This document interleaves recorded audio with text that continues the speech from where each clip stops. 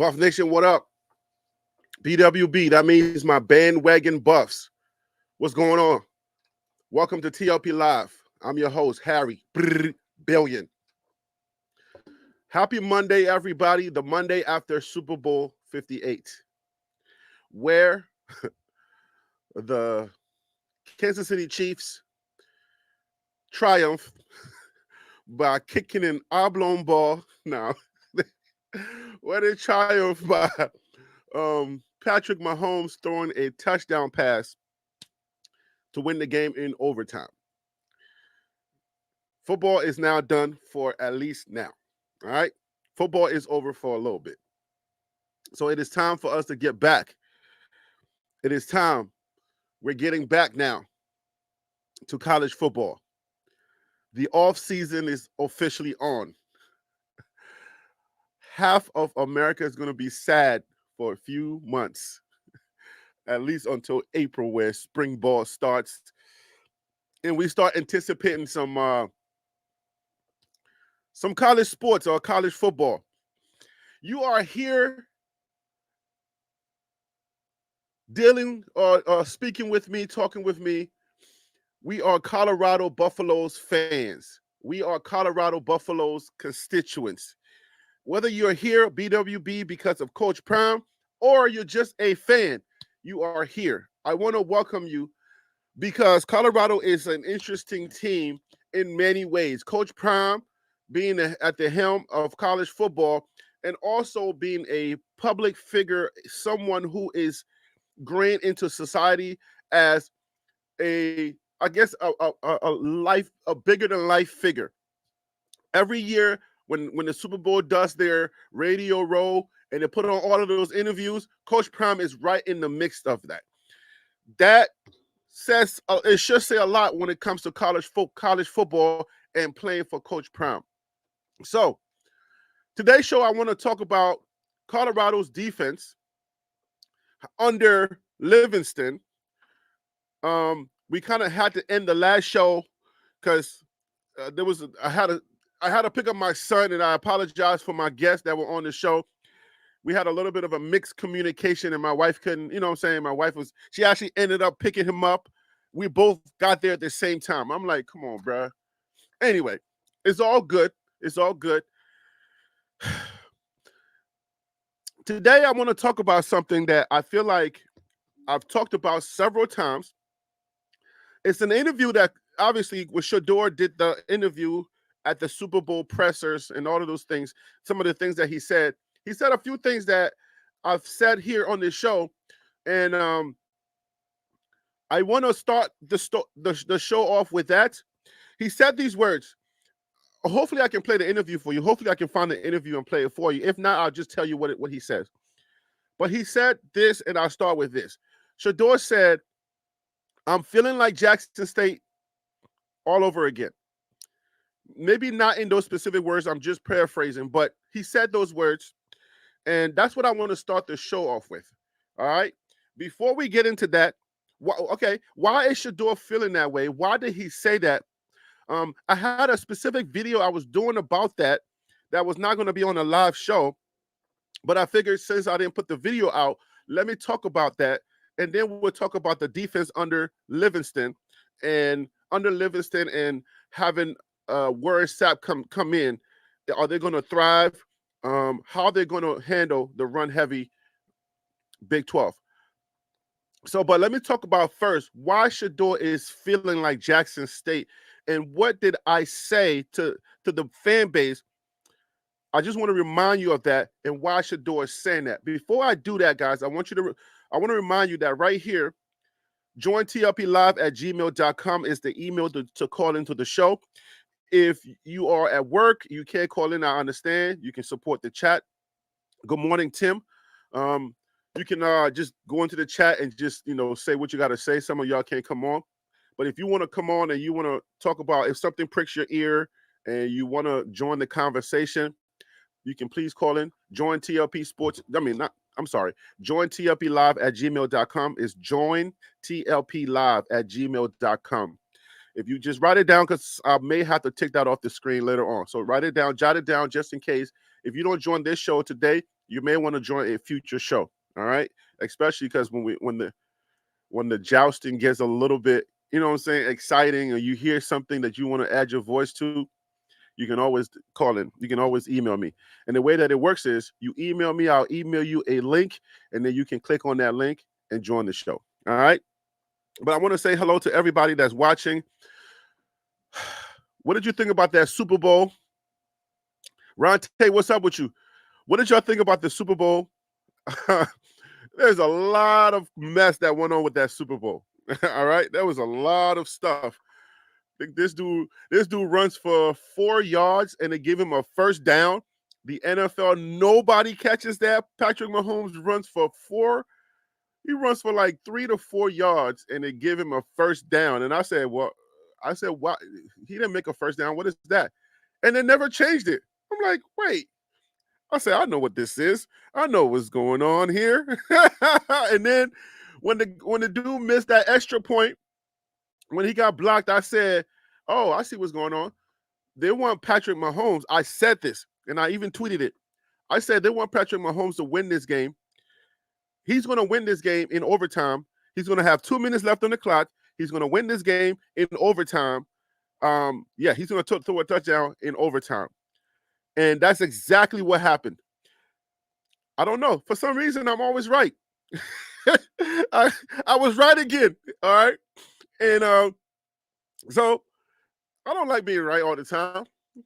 Or do I? I'm human just like you. You love being right. I'm just like you. Anyway, I was right again about something that Shador said in an interview. And I want to tell you a little bit. I'm not trying to gloat, but I'm trying to tell you something. And I think it ties a little bit into why Shador is going to do very well in this season, and why Colorado may have a little bit of an edge. It might be scary. Like I'm telling you, it might be scary, but it's in that warm and fuzzy category. But if you feel like narratives or the not so football things play a part into football, then you want to stay tuned, because I think something that he said, it really is important for this season, and you should listen to it. All right, so join tlplive@gmail.com. It's the email for you to call in. Ron Tate, what's up? Xavier Anderson. Good afternoon. Good afternoon, guys. Kevin Newby, what's up? Shirley Kimball. Kevin, I believe Harry B. What up, my brother? You're going to have a great show today. Yes, I claim that, and I believe that. It's going to be a great show.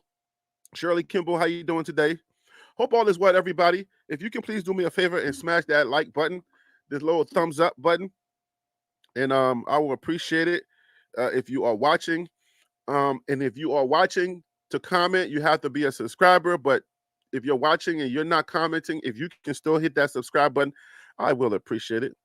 KMS, what's up with you? Hope all is well. All right, so Shador, today's show I'm going to talk about Warren Sapp, and I'm going to talk about I guess I would say this is not so much of a show where I'm comparing their resumes.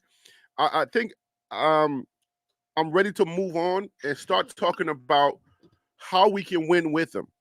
All right. So I think it's out of my system. If it's not out of your system, that's fine. But it's out of my system. I've gotten out what I needed to get out, as far as looking at Livingston's resume, the situations that we talked about domestic violence with Warren Sapp. Apparently, Colorado has handled that, and they say, okay, this is the best route we're going to bring you in on. Coach Prime told Warren Sapp, we're going to bring you in March, and the best route to take is for you to come on as a graduate assistant. You got to take classes and stuff like that.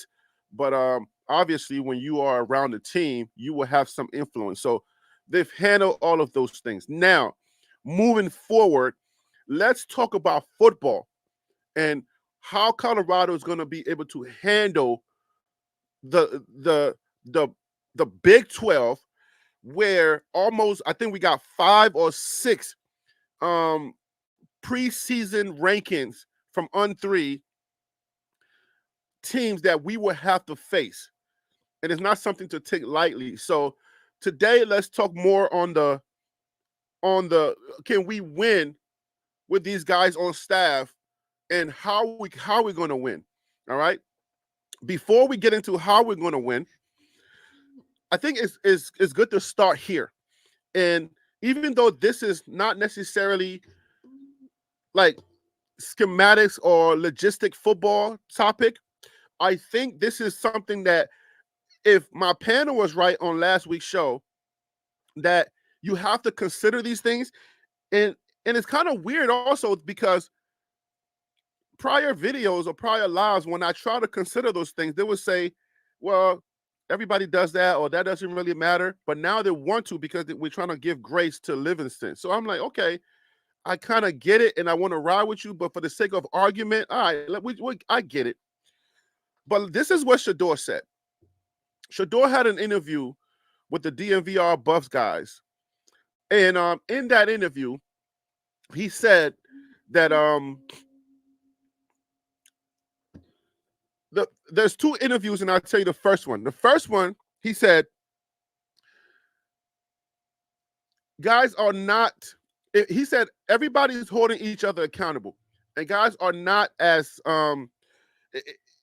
if you say anything negative about somebody in the locker room, they're gonna check you.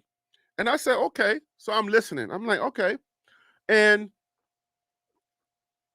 we're not just gonna check you, we're gonna let you know that that's not okay here. And then he proceeds to say that last year in the locker room, there was some things like that going on. And he said, how can we win together if you feel like this, if you feel negatively about the guy that's next to you? It deals with trust, and it's based inside of trust. All right. And he said they had a lot of that last year. And but this year, there's more of camaraderie going on. They're trying to have cohesion inside of the locker room. They're trying to make sure that everybody holds each other accountable, and they have trust, and they build some type of family environment. Paraphrasing, obviously. So I said, okay, I like what I'm hearing. All right. I like what I'm hearing. And the reason why I like what I'm hearing is because I've reminded you guys before on this show a couple of times. I'm not trying to, at this point, I'm not trying to gloat, and I'm not trying to pat myself on the back that I've said this. In week number 3, or about week number 3, I wrote an article in my communities page, and I said, Colorado is winning football games, but they are not playing winning football. And in that article, I proceeded to say that there needs to be a family environment. I felt like at Jackson State, they were more of a family, Jackson State. And that stuff matters because you will play harder for your family. The line will play harder because if somebody was to hit my sister or my brother, it'll be personal to me. I will feel some kind of way. If I'm playing sports, at times where me and my brothers and sisters, we disagree, or we may be, bumping heads or whatever, it doesn't mean that in public I will allow anyone to treat them any kind of way. So that was the essence of what I wrote. And I said that I even in that one, I said the grown-ups were not getting along. But I said because at Jackson State there was a family bond, they were not, I felt like the family atmosphere was missing in Colorado in year number 1. There was a divide. There was a rift in the locker room. Now, I caught some flack, all right? Like I always do here. I caught a lot of flack. One of the flacks that I caught, or one of the things that people were saying, for the most part, is Coach Prime would never lose his locker room. And I articulated something. And I said, listen, man, why is it that when somebody says something, you guys always try to take it to Coach Prime, like Coach Prime this, Coach Prime that? It's not that Coach Prime is losing his locker room. It's not that.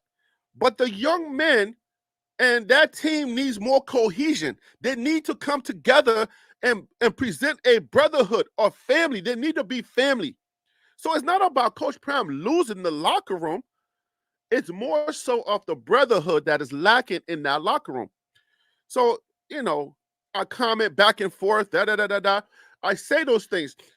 Now, when Shador said what he said, I was like, okay, so there it is. And then you will go to the comments, and the people will start saying all of these things now. Creators will start saying this and that. Some creators will come at me as well. And now they're all okay with that.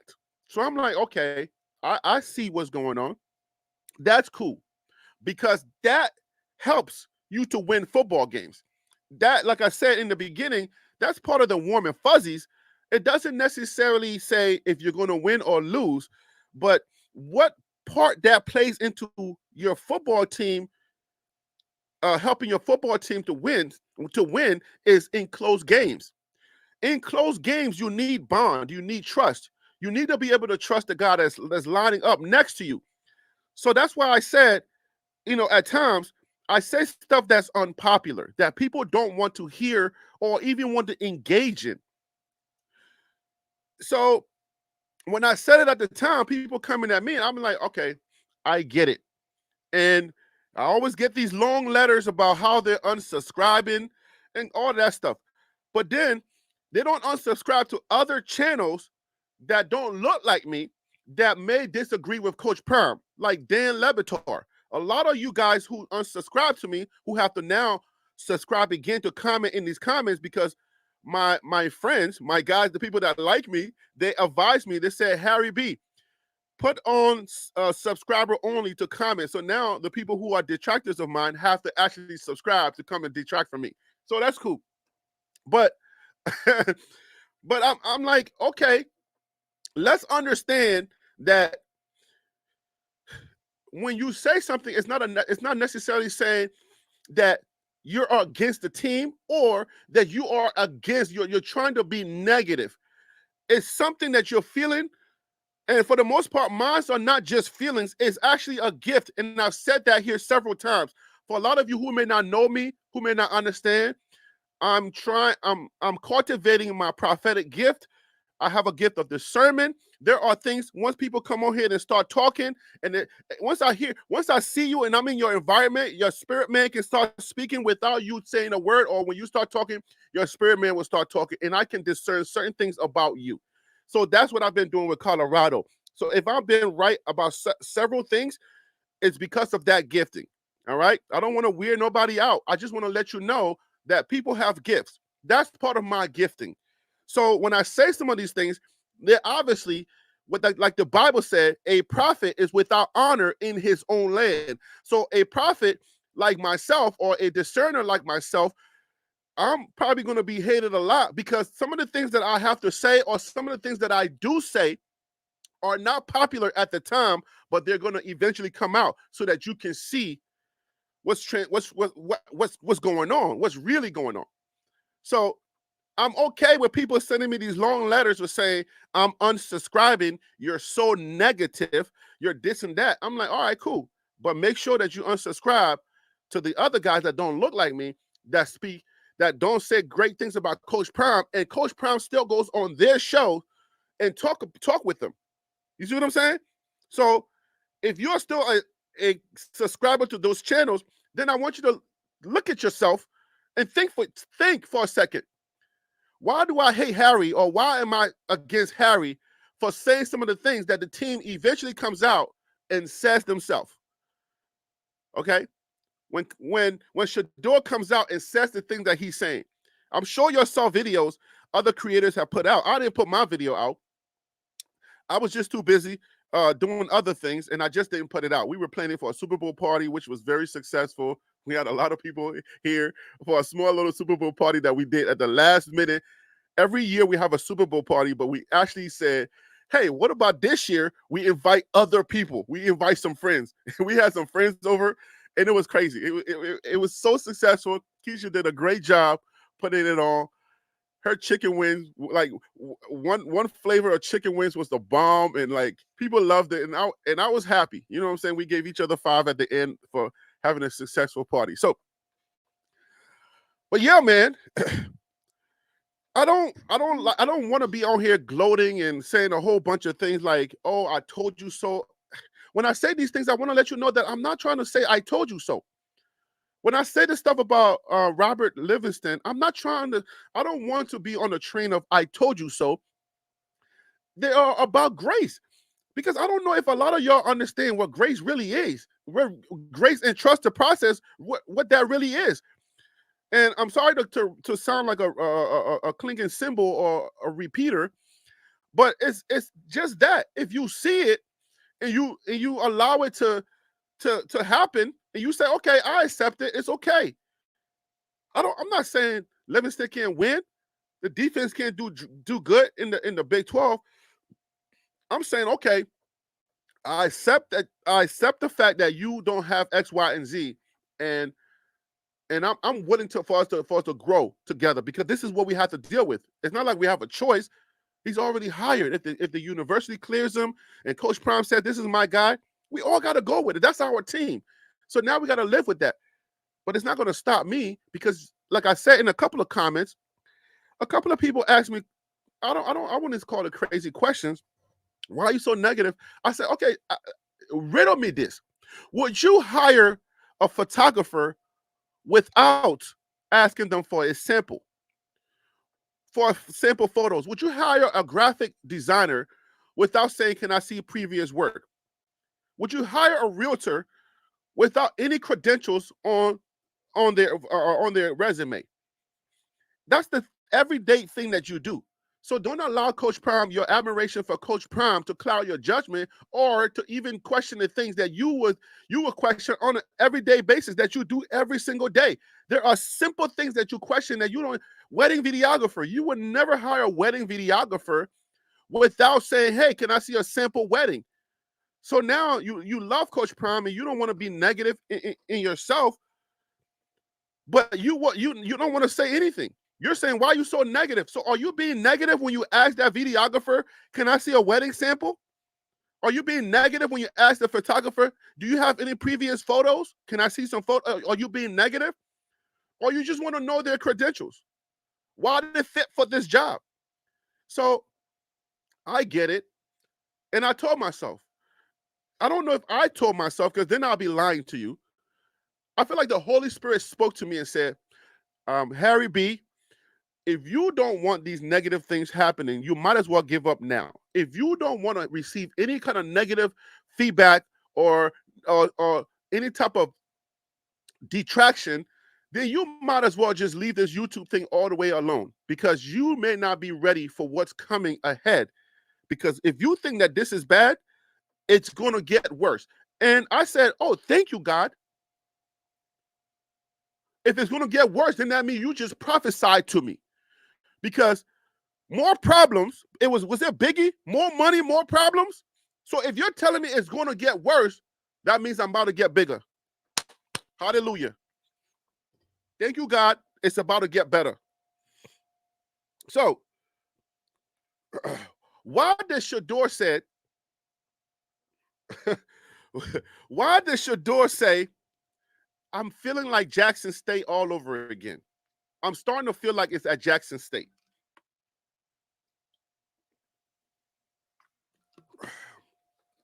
How y'all doing out there? I don't mean to ignore you guys. When I'm into this Mr. Preacher mode and this monologue mode, I don't look down, so forgive me for that. Nay, oh, what's up? My niece's name is Nay. She's a rapper. She go by Nay Season. Alley Cat, how you doing? Tim, what's up? DC Carson Music, what up with you? Daron Nicholas, what up? All right, so if I ignore y'all, me, yo Creole, what's up, man? I know you be hard on me, but I thank you though. Yo Creole, I really want to say thank you, because you keep me honest, you keep me true. Even if I don't think you hate me, because you be saying some stuff about me, but I don't think you hate me. But I thank you for keeping me true. As long as you keep it respectful, you know I'm good with you. Just say anything you want to say. But yeah, so if I'm going to receive more hate, then that means that Thank you, Jesus. I've never praised God before for hearing something like that. But now I'm getting a lot more mature. When you hear, yo, more hate is coming, that means more success is coming. So I'm good with that. My growth has been a slow burn. Oh man, it's because I'm emotional. So Harry B is a hypocrite. That's what I'm saying. See, you see your Creole? You keep me honest. Thank you, brother. Oh, sister, whoever that is. East Coast Cav, what up? So I'm a hypocrite. Um,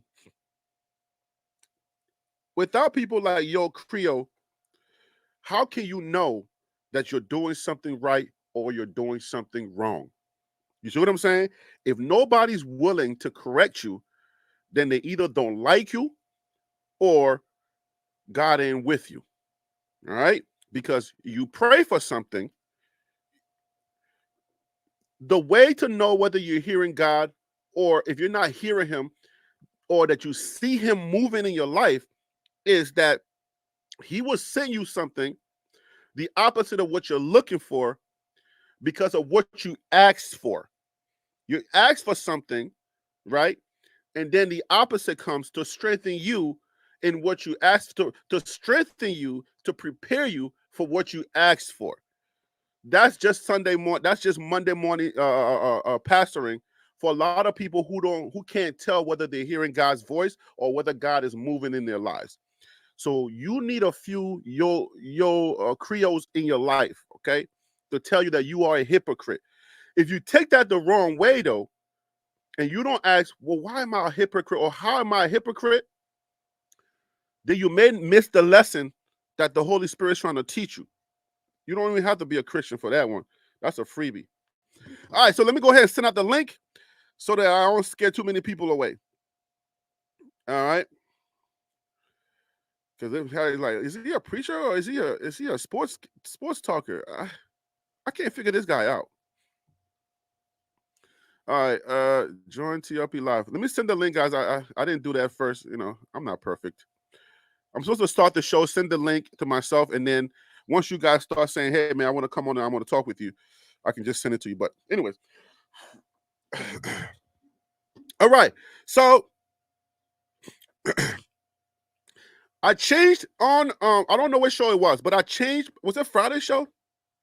I changed my prediction to 7-5 because I felt like Livingston didn't have the credentials or he didn't have the right experience as a DC play caller. Not that he doesn't have experience, but he doesn't have play calling experience. I changed it to that because of that, right? But I feel like I want to change it back to 8-4 because of what Shador said. Shador said is feeling like Jackson State again. And if Shador is feeling that Jackson State again, then that means that these players are locked in. That means that Colorado's team, they're locked in, they're like feeling. And I don't remember the new guy that joined the show on Friday. It seemed like a lot of y'all know him. And we were talking, and he said that he has a friend who has a son who would not come to Colorado because Colorado is too black.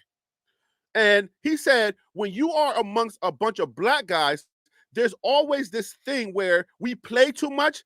It's going to be a circus over there. A lot of people, it's going to be like hip hop.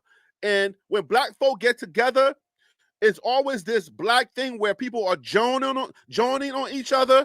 And you know what I'm saying? When you're amongst a bunch of black folk, it's like being at the barbecue where either people are not taking stuff too seriously. So that was one of the reasons. If I'm misquoting the guy, if you guys remember, please forgive me, but that was the sense that I got. So when he said that, it stuck with me. And I said, that's interesting. Because I think I kind of said the same, I had a similar sentiment. Not necessarily because they were all black. It was because I felt like some recruits, like the Michigan players, the Alabama players, the 5 stars, 4 stars that are on the Georgia teams. If something happened in Georgia, if they jump into the transfer portal, a lot of them may not want to come here because of a similar sentiment. He took the race route, but I was thinking of something else because of like he said, people think it's a circus over here. So I wonder. So that made me think for the weekend. That gave me homework for the weekend. Right? If it's black over here, people don't want to come over here because the team is looking way too black. Um, I felt some kind of way, but I'll set that to the side for a second and say this. I feel like Colorado is locked in. Colorado is about to be a family. A lot of the young men that are on this team, yes, they may be creeping up to the 80% black. It's hard to really see the white guys anymore when you contrast it from day number one, the Louis luggage conversation in that meeting. It was a sea of Oreos, not Oreos. It was a sea of cream, and then Coach Prime comes in, does his speech. Half of the white guys, maybe 80% of them leave. A bunch of black guys come in. If you feel a little uncomfortable with this part of the conversation, you might be white. But yeah, a lot of the white guys leave. Now the team is looking a lot blacker. So I understand it. I get it. But this team, these guys are starting to get along. And I understand where some people, it's going to be a circus over there. If you're thinking that black people are a circus, then maybe you are aligning with how certain people think in this constituency, in Buff Nation, how some of them think. Long time fans who may think this team is looking a little too black, and why you might not want to hire a black DC, because with all the black players, with Warren Sapp and all, you hire a black DC, people might have questions. So if you want to look into that, why we got a black DC, why we got a white DC, if you want to throw that marble into that basket, then maybe you want to throw it into that, and that could be plausible why it had to be a white guy. And I wouldn't be mad at you, because that'll make sense in my brain why you know like, this is Colorado. And don't forget, it's a PWI, and some people may be concerned. All right. But I think I'm going back to 8-4 because of that warm and fuzzy part. And Afaru, if you're watching, you got me, bruh. I think the warm and fuzzies, I'm going to put one more game on the warm and fuzzy, because I think Colorado is going to be one of the scariest teams to play when these young men get locked in. That's why I think I have a lot of grace for Livingston. He's going to be one of my favorite guys on that team. I'm telling you, something usually happens. He's probably going to be one of my favorite coaches. Whether he fares out or not, he's probably going to be one of my favorite coaches. For some reason, I get along with white guys. Like, if we meet, like, I really get along with white guys.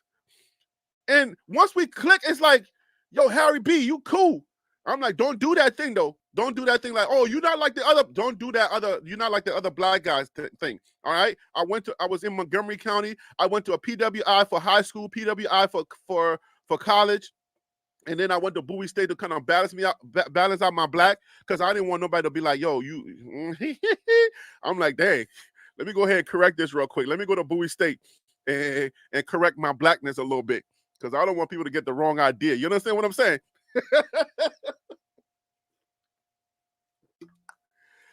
If you didn't catch that was a joke, then then you're too serious. It's Monday morning. Calm down.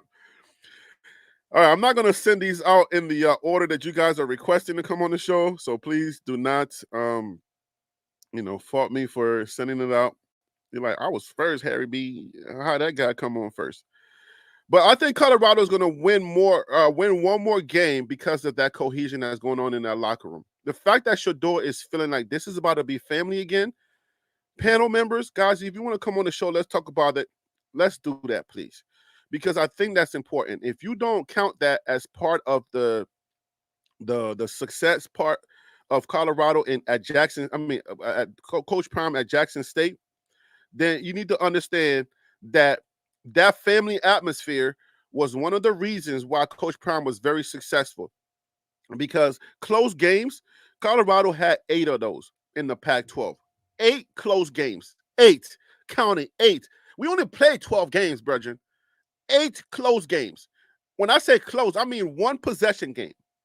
Okay, 1 possession games. That means 1 touchdown, 1 field goal, and you right there. They had 8 of them. All right, and one of my reasons is because I felt like that was missing. And when these guys come on, I'm going to challenge a lot of them because I want people to understand that when I said 8-4, I was right. I was right. All right. The second part of the interview that Shador had, he said that Sean Lewis's scheme was not part of his mind frame, was not part of, it's not his style of play. And then I said before, I said, RPO, this thing they're doing, this is not Shador. I said Shador would thrive better in a traditional offense that is like a traditional NFL style offense, which Pat Shurmur can do. I said those words, and I wish somebody would just back me up one day. Just one of my friends, are you guys friends with me? Can somebody just say, Harry B, I remember you saying that for me? Like, make me feel better, good about myself a little bit, because there's so many unsubscribers that are sending me letters. Maybe not so many. It was like one guy. Okay, 2. I'm lying. 2 people. They sent me a letter. I'm unsubscribing because you're so negative. I want those people back because losing subscribers really mess up my checks. But I said it. I said Shador is not comfortable in that position. And then he went further to say, the system that I was playing in, that I had to be a quarterback in, was a system where the routes had choices. I thought the RPO was just, by the way, RPO means run pass option, okay, or run pass offense, whatever you want to call it. But it's run pass option. I thought the RPO was just Shador having the opportunity to just change the plays at the line of scrimmage. I didn't know that RPO was, or the system that Sean Lewis was running, that the wide receivers had options, or the offense had options to run which route, or to choose which route they were going to run. Route number 1, route number 2. If you see something, choose which one you want to. I said, man, if I knew that, I would have been barking a whole lot better, different. The receivers, the running backs, they can run their own routes. They can choose which route they want to run. Shador was like, so I didn't know if they were going here and going. And he said, I'd rather just have a simpler route where I know and they know what we're doing. That's an NFL offense. That's what I said. Let me bring somebody on and see if anybody does any. Oh, you know what? Ron has been here from day one. Ron, welcome. Thank you for calling in. Tell these people that I said that. Please, just say, please. Hello, Harry. Let me say this. Let me say this about your predictions.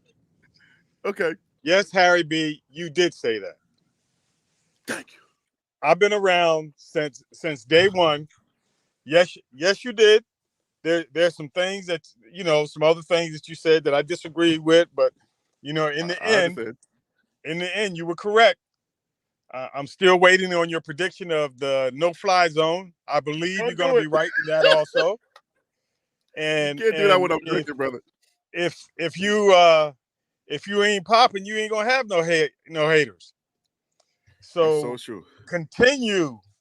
Continue doing what you are doing, because there's a lot of integrity, analytical information, rational information, and intellectual information that we put out on here through your lead that is very beneficial to CU fans and to the general public from those on the outside looking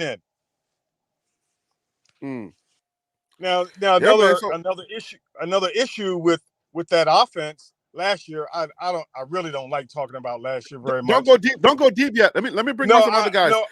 No, I'm not. I'm not going to do that. I want the other guys to get on, because I love to have them, and I'm looking for Darth Dater, or whatever he calls himself. He might be busy today, but we don't. He might be busy today, but let me bring on Mr. Stretch. I want if you say anything awkward, I want to have some type of pushback if it's not my pushback, because you sound like you're Harry friendly. I don't want to have no friendlies. Hold on, Stretch, Mr. Stretch, welcome to the show, brother. I like the shades, dark shades on here. How you doing, brother? Thank you for calling in.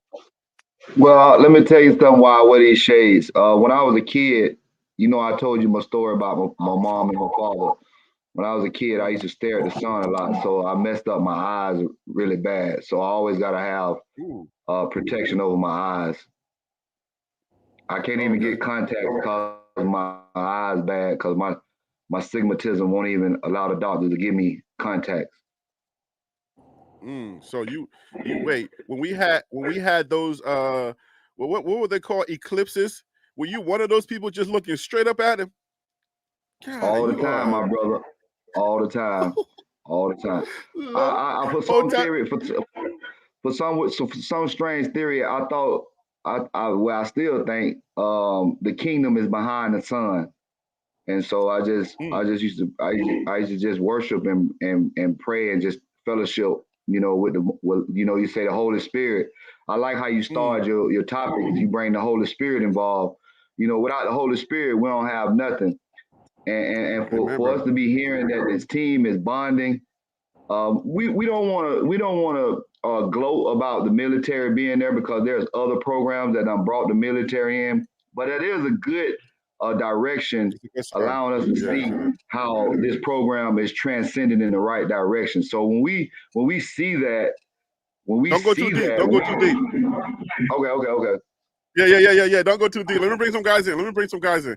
I want a few people to agree with me before. I want to feel good about myself before I start this shit. Hey Tim, welcome to the show, brother. Thank you for calling in. Yo, what up, man? Hey, what's How up, you rest of doing? the guys on the panel? What up? How was your Super Bowl, man? Uh, It was fun and interesting, man. Yeah, it was fun and interesting. But I agree with you on what you said about Patrick Mahomes. Uh, Mm, they did that against Bal. They cheated Baltimore, hmm and they allowed KC to get away with a lot of holding calls last night, and they didn't even do anything. And I did see that 4 yard first down. That was a first for me in NFL Yeah, history. I was like, man, it just changed the first down. I was like, I told my guys, I was like, that was a first down. Is that? I know I've been focused on college football, but that's a first down in the NFL now. You go 4 yards, first down. That's different. Yeah, what I mean, I wasn't rooting for them, but I was rooting for Snead, man. Just Darius Snead, number 38. I know him personally, Okay, so I was rooting for him. all right. That's what's up. East Coast Cav, welcome to the show, brother. Thank you for calling in. I appreciate you. Can you hear me? Yes, sir. Fellas, salute, man. Harry B, man, you had my blood pressure up, man. I'd be worried about you, man. What you You you mean? was you was doing a little bit of shucking and jiving earlier. I know that you bring it back. Heard some heard a little bit of cooning in the beginning of the call, so you know I just got a little worried about you, but you brought it back, so you good. You back on the All black right. Tell side me again. I gotta keep you honest. What is the Conan about? What are you talking about? No, when you in the beginning of the call, man, don't do that. Let's not visit it. But look, I agree with you, Harry. I'm glad you came back around. At least 8-4, I can rock with you on that because I didn't mention that North Dakota State game. So I do change my tune a little bit. 9-3 or at worst 8-4. So you Yeah, brought a good point out. yeah. I'm thinking 8-4 because I like the camaraderie that which is. But we're about to get into it. Let me bring everybody on the panel and then see you, Buff Dynasty. Welcome to the show, brother. Thank you for calling in. What's up, good fellas? How y'all doing today? all right. All All is right. well. All is All well. right. So, Harry, I heard what you said, kind of not quite in the beginning, but after you had started a little bit. So, I agree with you with what Shadur was saying, but I want to give you a little more context about it. He wasn't saying so. Shadur has a mature way of not putting the blame on others. So, really, what he was saying was it's not that he doesn't like that type of offense or he can't operate in that type of offense. He more so was saying his receivers did not know really what to do in choice routes, and they weren't seeing the same thing. So that's why he was kind of waiting around with the ball to try to figure out what they were doing. I don't think the majority of those receivers knew how to run option routes. So it's not that he can't produce or in that type of offense. It's just that him and the receivers were not on the same page as far as reading the defenses and knowing exactly what they were going to do so he can anticipate the throw. But other than Well, that, Pushback. I do let agree me with you. clarify.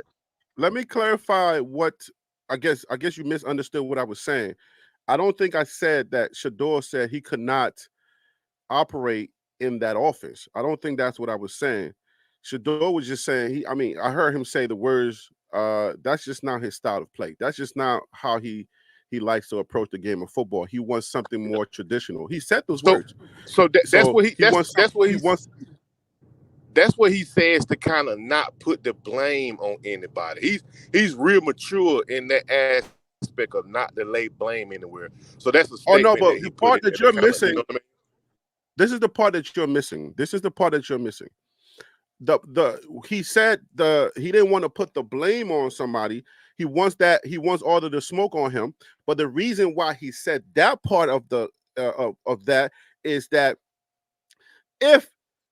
if all of them know what's going on, right? If all of them know, okay, let's just take. You saw how simple the NFL was for the Super Bowl. There was only one trick play. Was that first touchdown thrown by the guy? You really don't see trick plays. It's very simple football. So what he was saying is, if we both know that you're supposed to go 5 steps in, bust to the left, then if a mistake happens there, then that's probably me. If I didn't get the ball, if I know 5 steps in, bust to the left. If we both know that, then you go 5 steps in, bust to the left, and the ball goes somewhere else. I want that blame. I want that smoke. I want all of us to understand that, okay, if I made a mistake, then I made a mistake. But I want to know that you're going to be running a very specific route that we already know. If you have choices, it's a little bit daunting because now I have to sit there and I have to figure out, are you running this way or are you running that way? And then I have to hold the ball just a little longer because I have to figure out, because I have to wait for you to make that decision to choose which one you want to go in. That's why he said that's not my style of play. I'd rather take the blame if I make a mistake. If something happens, I don't want nobody else to take that heat. I want to make sure that at the end of the day, that we both know the play. We both understand and know what's happening. I don't want there to be any blame that's put on you because people are going to ride with me anyway. People already know who I am. People are going to ride with me. I don't want you to take any heat because, excuse me, if I threw the ball there and you didn't get there, they're not going to blame you. I mean, they're not going to blame me. They're going to blame you. So that's what was going on. And I said, I understood it that way. And I said, he's very mature. In the video, I said, Shador is very, very mature for what he's saying. But I understand that he wants a more traditional offensive style. That's why he said he gets along Yeah. with Pat Shermer, because Pat Shermer wants to make sure that this happens this way. Hey, can I I, intervene on something real quick, I think Harry? we seeing the same thing 2 different ways, but we both kind of I right. was going. I was going to say that Pat Pat Shermer has worked with NFL quarterbacks who um who run that type of offense, who has the type of quarterbacks that Sean Lewis like, as well as Pat Shermer. Sean Lewis, I don't feel like he understood Shador, um, and I feel like Pat Shermer. That's probably why they get along so well. I feel like there was a disconnect between Shador and Pat and I mean excuse me Sean Lewis. So I mean there was some communication also, as you noticed through some of those games on the field where Shador was looking like, hey, why you run this route? And Mm-hmm. um, but that Sean Lewis offense that I mean that he run. Yes, that's what I was saying. The thing, so when he goes to the next level, the NFL is basically it's based on option routes. It's a give and take. Whatever you give, that's what I'm gonna take. But 9 times out of 10, the quarterbacks and the receivers are on the same page as far as what they're seeing through their eyes. The thing with Shador and them and him and the receivers, they weren't seeing the same thing through the same lens. That's what brought the difficulty, you know what I'm saying, to them. That's all. But he's going to be running choice routes because all the football guys stretch. You know, if you got a DB and he's playing 7 yards, if he's playing 7 to 10 yards off, and you running the choice route, what you gonna do?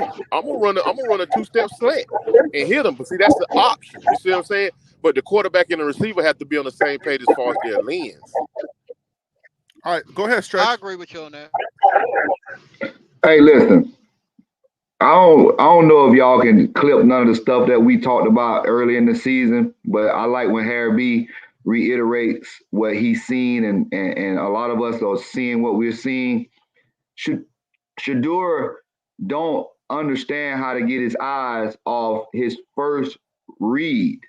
Like I'm glad David Talk Buff is a part of our community where he listens to some of the things that we say when we have that late night quiet storm talk, and he goes right out after we have that conversation and do scouting report. And so what happens is Shador don't know how to scan the field, and his pocket presence is a C minus. He don't understand how to. I don't agree to that last part. He doesn't know how to I don't. Yeah, I'm I disagree with that. I'm gonna disagree with that one. I'm gonna disagree with that one. All you want to. The man got 50-some sacks, and he got 40-some sacks at his old university, and 30-some sacks at his other. So don't come at me with that. Yeah, I know all that stretch. All that is not contributed to him not being able to get off his first read. If you watch. All right. I've been watching them since Trinity, bro. I've been watching them since Trinity. I understand that. And he got mad at his daddy for running outs and quick slants on a cover 2. Let's go back to what I'm trying to tell you. That speaks to his intelligence. Let him finish his thought, and then you can have it. So I'm good friends with one of the players' father on the team. And when Travis Hunter came back off of his 2 or 3 game health concerns, he got 20 targets. And do you understand what it feels like to be in there? I know you know, CU. It feels like to be there working out every day.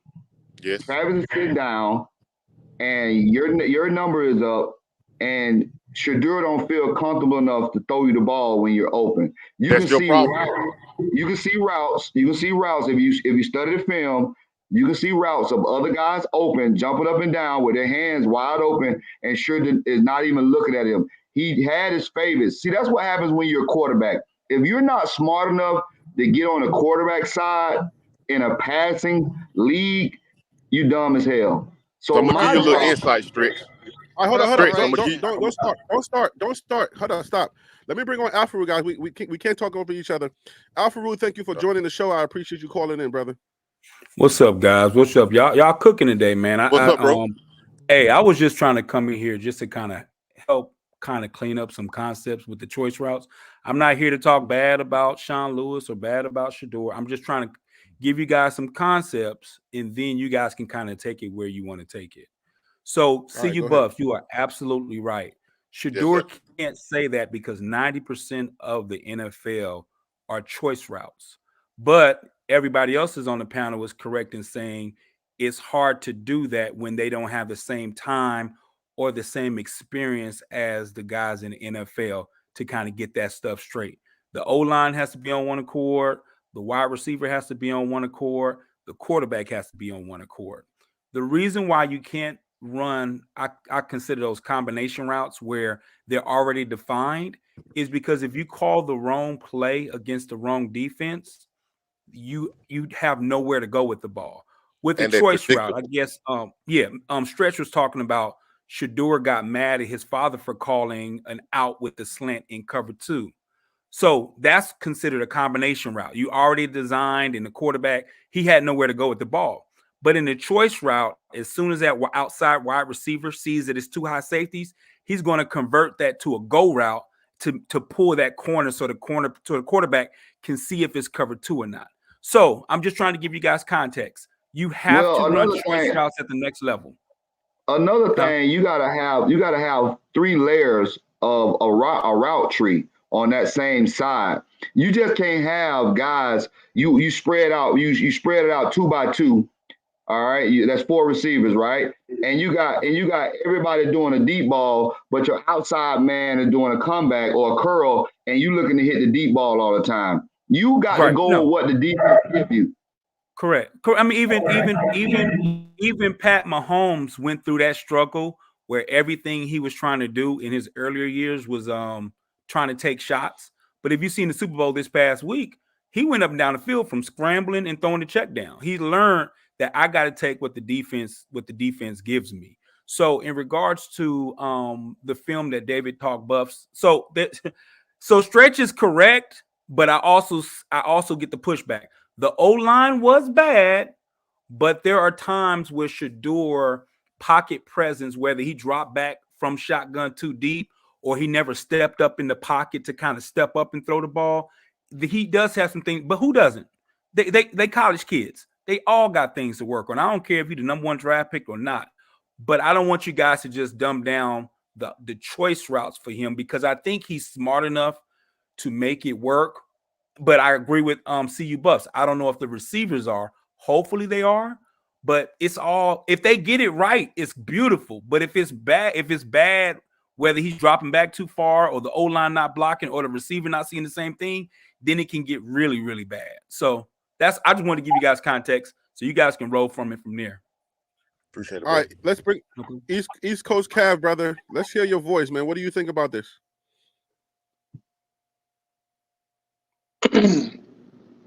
I'm sitting here I'm sitting here working too, so I ain't able what's going on.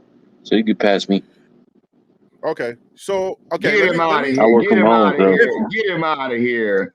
Got a question. So Shedeur, okay, being successful in high school, being successful at Jackson State.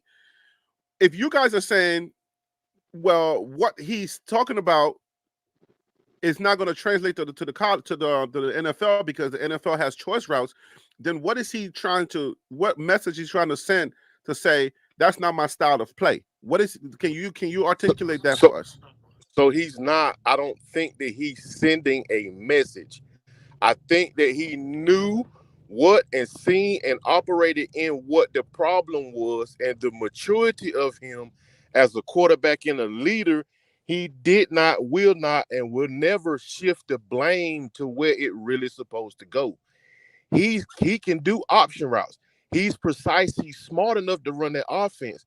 The bottom line and the elephant in the room is that the receivers had no clue of what to do in that type of offense. And he's not going to point out and say, hey, I'm the quarterback. I knew what to do. It's the receivers that's not doing it. So he's not sending a message. He's not sending a message that he can't do it. He's just saying, hey, we all saw this problem. This is the problem. The problem lays on me. I need to get the ball out faster. I've got to figure out what they're trying to do, this, that, third. I think he's NFL ready, man, just off maturity alone. You know what I'm saying? So I don't think he's sending that type of message. So let me push back a little bit on that. Hold on. Let me push back a little bit on that. And this is the reason why. If what you're saying is 100% true, in that same interview, I wish I can pull it up and play for you. In that same interview, he says, I don't know if he's going left. I don't know if he's going right, if he's running this, if he's running that. I want to know that we both know that this is what we're doing. So how do you explain that part of it? All right, so that right there, when he said that, I think he's basically saying, hey, man, let's dumb it down for the receivers because these guys don't know. And I'd rather know what they're doing and where they're going versus putting them in a situation as to where they don't know. I don't agree to that. I think it was Harry B. I'm leaning towards you, bro. I think it was both. I think it was him not knowing and the receivers not knowing. I'm not just gonna put it on just the receivers because I watched the film and I guess David Talk Buff did a breakdown and I'm looking at the receiver. When it's one high safety, you got to play front side. Throw the ball. The ball is supposed to be out.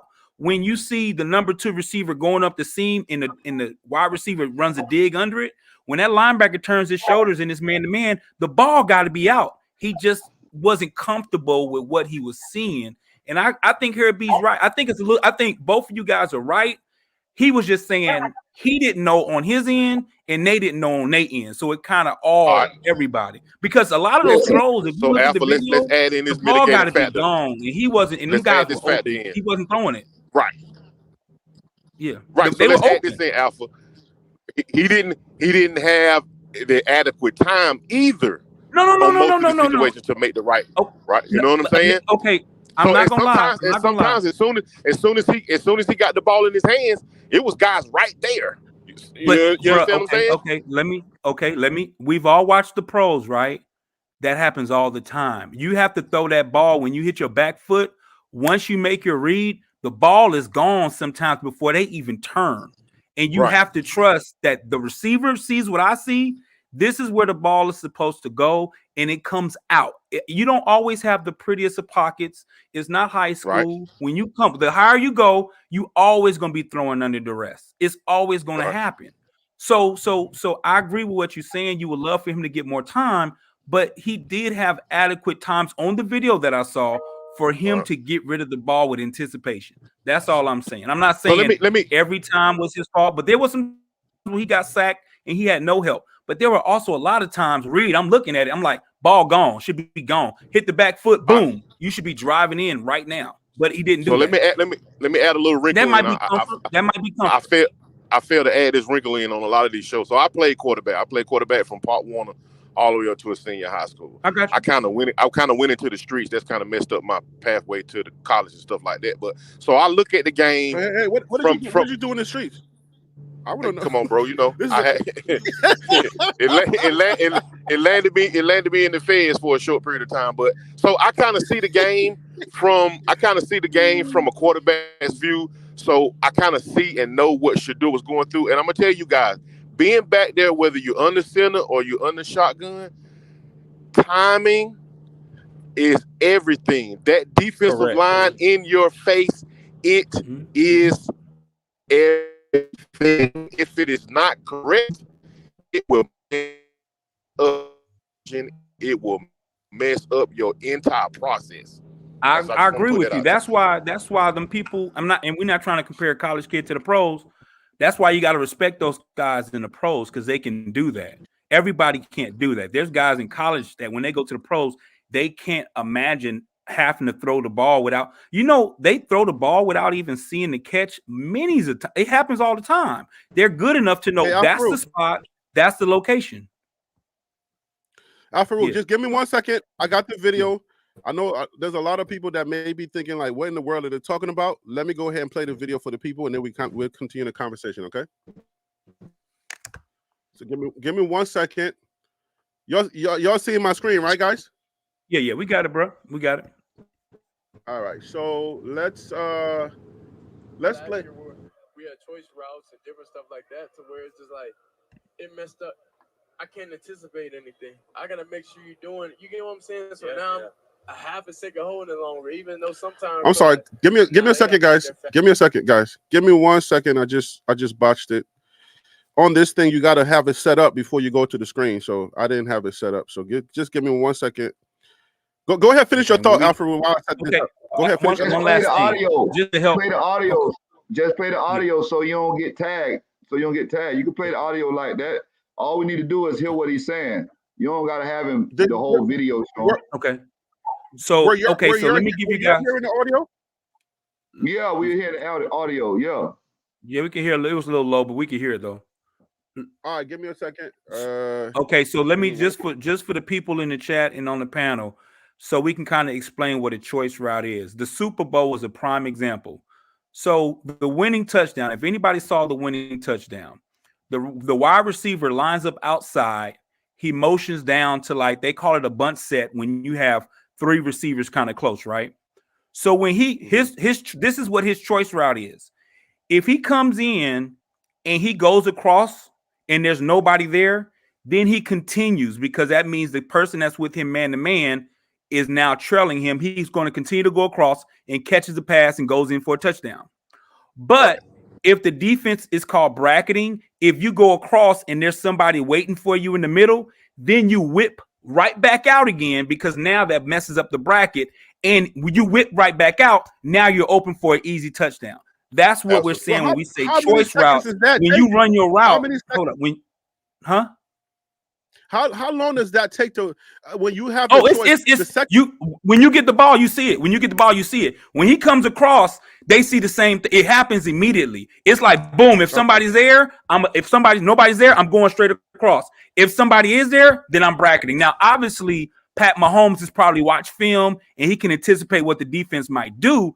But it happens in a boom, boom. As soon as because he might be the number one read. That wide receiver might be the number one read. And when he see him whip back out because he saw the linebacker there, all Pat Mahomes needs to do is just fire that ball in there. Unless then the second read will be if a corner drops down to like a cover 2, then he's going to the post corner behind it. That's his 2 reads. It's here, post corner, or I'm going to run the ball. That's so pretty Alpha, much it. And it happens so quick because you get a lot of reps. Wait, Alpha, would you agree that both and the receiver saw the same thing, correct? Wait, time out. Yes, they had to see the same. They had to see because they repped it in practice. They repped it throughout the season. They looked at it on film. They say Kansas City's going to. 49ers are going to run this particular package in the red zone. So it's a lot of stuff that's anticipation, but you still have to appreciate. You still have to anticipate what they may do. And when you get the ball, it's like boom, boom, bam, ball's gone, touchdown. That's why he's wide open. They knew it. He didn't wait. As soon as he turned his shoulders, the ball was gone. Okay, so let's go ahead and play this so everybody can kind of get on the same page and understand what we're talking about, because I don't want to lose anybody. Here we go. You may have to turn your volumes up. It messed up. I can't anticipate anything. I gotta make sure you're doing. You get what I'm saying? So now I'm a half a second holding it longer, even though sometimes I feel like, nah, they got back there fast. I'm like, Like, I never blamed anything on the lineman because it's just always something I could have done better. But the indecisiveness on knowing what they're gonna do because of that just wasn't my style of play. I'll say, that just wasn't my style of play. I like definite things. I like to be the one everything falls on at the end of the day. If it don't work, I'd rather be, you know what I'm saying, my fault than work or I made the wrong read rather than them making the decisions, them doing it. I don't like all that. Because you can look out there and say, all right, I know what I'm looking at. And I know what, we got this dig coming in backside or whatever. Yeah. Like, I got to be able to count on that because I know I can buy enough time. Yeah, I don't need this to be a dig or a post. You get what I'm saying? Because is he going to dig or is he posting? Am I tripping? Am I seeing it right? What type of ball is this going to be? Is this going to be a 2 ball? Am I going to put him on? Like, you know what I'm saying? It's too many variables of that type. I don't like having all the variables. I like, this is it. Y'all going to do this. And I see stuff in the way I see it. Not nobody else the way I see it. So that's why I like Coach Sherman and stuff a lot because he understands how I see it because he dealt with a lot of different, NFL caliber quarterbacks that everybody sees things different in the NFL. So we can relate a lot. All right, so last year, so there we have it. Hey, so Harry, anybody? Yes, I would like to chime in a little bit on this. I've listened to everyone comment. I'd like to chime in. I like to make a comment. Go ahead, brother. If it's all right. Harry, I think with listening to that, again, I've heard it before. Shedeur he's talking about the choice that the receiver makes. Is he gonna do a dig or is he gonna do a slant or what's he gonna do? I'm holding the ball here. I see that the cornerback came down, so you're supposed to run a post, but you're still hemming and hawing, and I'm holding the ball, waiting on you to make a decision on what you're gonna do. Absolutely. I don't think he has an issue with the decision that he has to make when he sees what's going on in the defense.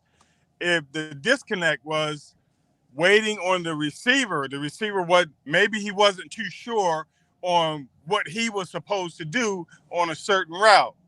Now, what Shedeur can do is that pocket awareness, being able to step up when he should instead of stepping back. I think he'll be a lot better with that this year.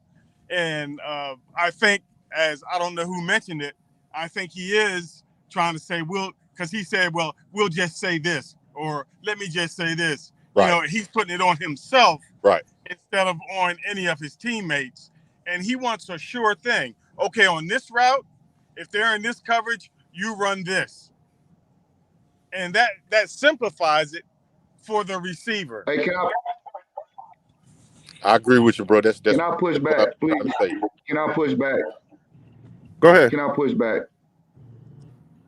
Go ahead. I coach quarterbacks. I turn guys into quarterbacks. Okay. The number one thing I'm looking for is arm strength. If you want to be a quarterback, you got to have arm strength. All right. And you got to know how to project the ball where you want it to be.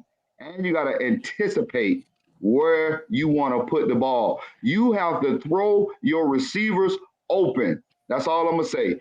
You cannot hold on to the ball, and you got to be a rifleman.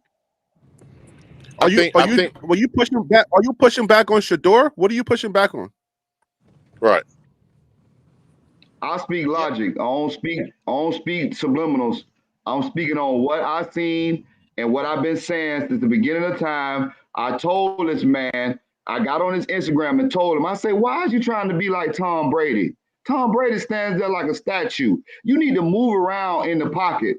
Do you know the man blocked me from putting comments out there? Yeah, but I know but what see, I'm talking about. but see Hey, what I know what Scram, I'm I talking got some about. pushback what for we're all doing. that. Hey Harry, let me speak, Harry. What we're doing, and I think we failed to realize this, and we failed to input it in our what we're saying. We are minimizing the offensive line and the part and the timing that they play in this. I'm telling you, I stood behind the offensive line. The offensive line means a lot. Once that offensive line breaks down, man, you can almost cancel anything you got planned on doing as far as putting the ball where it's supposed to go, as far as making the proper read, as far as moving up in the pocket. Sometimes there's no pocket for you to move up, and I think that we all can agree about watching. If you go back watching film, he didn't have a pocket to step up into, to back out of, either to roll out of. I think we're That's right. minimizing that part of the game. Yeah, that's right. You cannot minimize it. That is a major part. Yeah. I agree. would say this. CU Buff Dynasty. I know that what you're saying is true, but remember context. When you say he had no pocket, you got to qualify that. Are we talking about every game, every play? Because you can't say we're talking about okay, multiple plays and multiple games. Am I going to stand here and say, "Oh, he never had a pocket"? Really, No, I'm not. I'm not going to say that.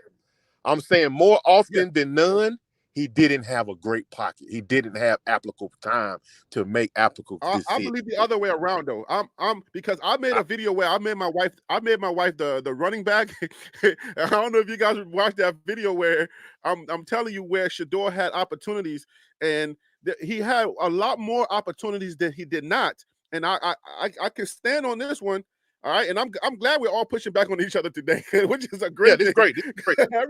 Everybody's got a little bit of pushback on each other today, but I'm 50-50 with you on this one because I feel like Shador have more opportunities to either step into the pocket, to move around and buy himself a little bit more time, and I think what he's saying in his interview is a little bit of a window into his thinking to let you know I was in my head. And that's why I held the ball a little bit longer because I was trying to get the best read, or I was trying to figure things out while the other guy was trying to figure it out. I don't know. I can't buy he didn't have this much time. But before you answer, I got to bring on T. Nolan. He's been waiting in the green room. Okay. T. Nolan, welcome to the show. Thank you so much for calling in. I appreciate you. How you doing, Harry B? How you doing, guys? Can you hear me okay? What's up, fella? Yes, we can. All is well. Awesome. You can jump right in. Been a minute since I've been on. First of all, I want to say everybody is wrong and everybody is right. Let me qualify. Awesome. I put in the chat, Shador's problem, he said it in the beginning of the year, don't drop my balls. Protect my ball. He had trust issues with everybody except two players. I'm even including Travis in this. Travis, he had more rapport with, but as far as trust to where you know that they know that route, I'm going to release it regardless whether they make they cut or not. They're going to catch that ball or protect it. Why do you think Zay Weaver was the leading receiver on that team? Maybe not in yards because he trusted that man. That man ain't have no rapport before he came or nothing. He knew Zay was gonna catch that ball. The Speak on it, second brother. person, the second person that he had the most trust in was only for one game because he only showed up for one game. Who showed up for the USC game and showed out? Omarion, Amarion Miller, Omarion and Miller. he Come flashed on, them come Speak on hands. it, on. brother. Speak Check on it, this brother. out. Here you go. Here you go. When you all talking about prime example last night, even of the game, he threw that ball to Amarion Miller 5 times before he even made his cut because Amarion Miller knew them routes. Now, I don't know what he do in Thank practice. I don't you. know where he Thank couldn't, you. whatever. Amarion Miller knew them routes, and Shador trusted that boy. He threw that ball before he even completed his route. Zay Weaver was the next one. He did it all the time. That's why he led the team in receptions. When you know that playbook and Shador trusts you, you gonna get the rock. Now, this squad that we got now with all these fantastic receivers, if they face in that playbook and they know that playbook, watch the difference this year than last year. That's all I got to say. Hey, can I Right, say well something, said. Harry? Absolutely. Hey, everything that he said, he was spot on. Because Amarion Miller in the USC game, soon as he broke out on that out route, the ball was there. As soon as he broke out, only thing he had time to do was put his hands up and catch the ball. The touchdown in the back of the end zone. All he had to do, the the ball placement of Shador, only thing he could do was flash his hands. I'm gonna also throw this one in there. I don't exactly know which game it was, but Shador was flushed out of the pocket. He's a right-handed quarterback. He was running to his left to Travis Hunter and stretch. You say you develop quarterbacks. That's a hard throw to make when you gotta flip your hips, right? And he threw a dart to Travis Hunter. It was in the TCU game, the first game of the season. But the statement that he made in that interview, Harry, I think it's a 50-50. Some of it, 50% lies on him, 50% lies on the receivers. Speak on it, But brother. to make it a lot easier with bringing in a different group of guys every year, you don't have time to dig so deep. You don't have that you Develop don't that have continuity. Yep. exactly Yep. to gel together like a Tom Brady and his receivers where he had multiple years with Your them. audio, your Right. You audio is got going some out. guys that got 1 or 2 years left I don't before know. they go into the NFL. So make it simple. Make it elementary simple. If you're going to run a go, you're going to run a post, you're going to run an out, you're going to run a go. When it comes down to Travis Hunter, that's preparation. He can trust Travis Hunter to come down with the ball. Just no different than, like I was telling my neighbor yesterday, Travis Kelce had 1 yard in the first half of the Super Bowl. And I told him, I said, uh, Kelsey is finna come out and have an incredible second half. Patrick Mahomes gonna go to him 80% of the time. Why? Because he trusts him. But I'm gonna yield my No, time because to of Taylor somebody Swift. else, Stop man. playing. Cause I'm about to go Man, hard. stop playing. That was because of That Taylor boy Swift. said That's Listen, true. Taylor remember, Swift. Just to add to that little part, understand something. In the beginning of the season, like in the TCU game, Jimmy Horn Jr. came through, but that boy dropped some balls this year. But Shador knew he was a dog and came back to him. They were dropping balls, and his trust factor wasn't all the way there with all the receivers. Hey Also, guys, Shador was and I'm underthrowing a speak. passes too. Shador I'm a was underthrowing passes too. Let's I'm a not speak forget to listen. that. that. I'm gonna speak to All right, that all right. from a Let me let quarterback's point of view. hold Trust. on. Not yet, not yet. Give Go me ahead, a man. second. Give me a second. I don't know if you guys remember when I said that they have a trust issue. Shador and his dad have a trust issue. I got a lot of pushback. On that one also. Once again, now we're talking about trust, right? If you if if Miller was not doing what he needed to do for you to gain that trust in practice, how many other receivers or people that are on that team that don't practice the way that they need them to practice to trust them? When do you start that? What comes first, the chicken or the egg? What comes first? You helping the person to gain confidence so you can trust them, or you just gonna throw the ball so you can see if he can trust him? What comes first? I want you to just tackle that for a second, because if you can't trust him in practice, you're not gonna trust him in. You know the only reason why we went to Miller. Do y'all know the reason? The only reason why we went to him, it was because of circumstantial situations. We didn't just go to him because all of a sudden. So right, exactly. What do we want? He played how he practiced. So let me finish it. All do y'all want? Coach Prime said he never seen that guy do that. Coach Prime said he never seen that guy do that stuff in practice. Thank you. They got the deep balls that he was catching, but being consistent. Coach Prime said he didn't know this guy was going to be this consistent. Another thing you guys need to remember: if you go back, Harry B, pull up the YouTube video of USC versus Colorado Buffalo, and just have the video of the third quarter and see what the score was in the third quarter. That was a blowout. They had third string guys in playing right then. Just come on, guys. All right. It's 11 guys on both sides of the ball. I didn't finish my thought, and I want you to answer that. Because when I said it, I got a lot of pushback from a lot of people.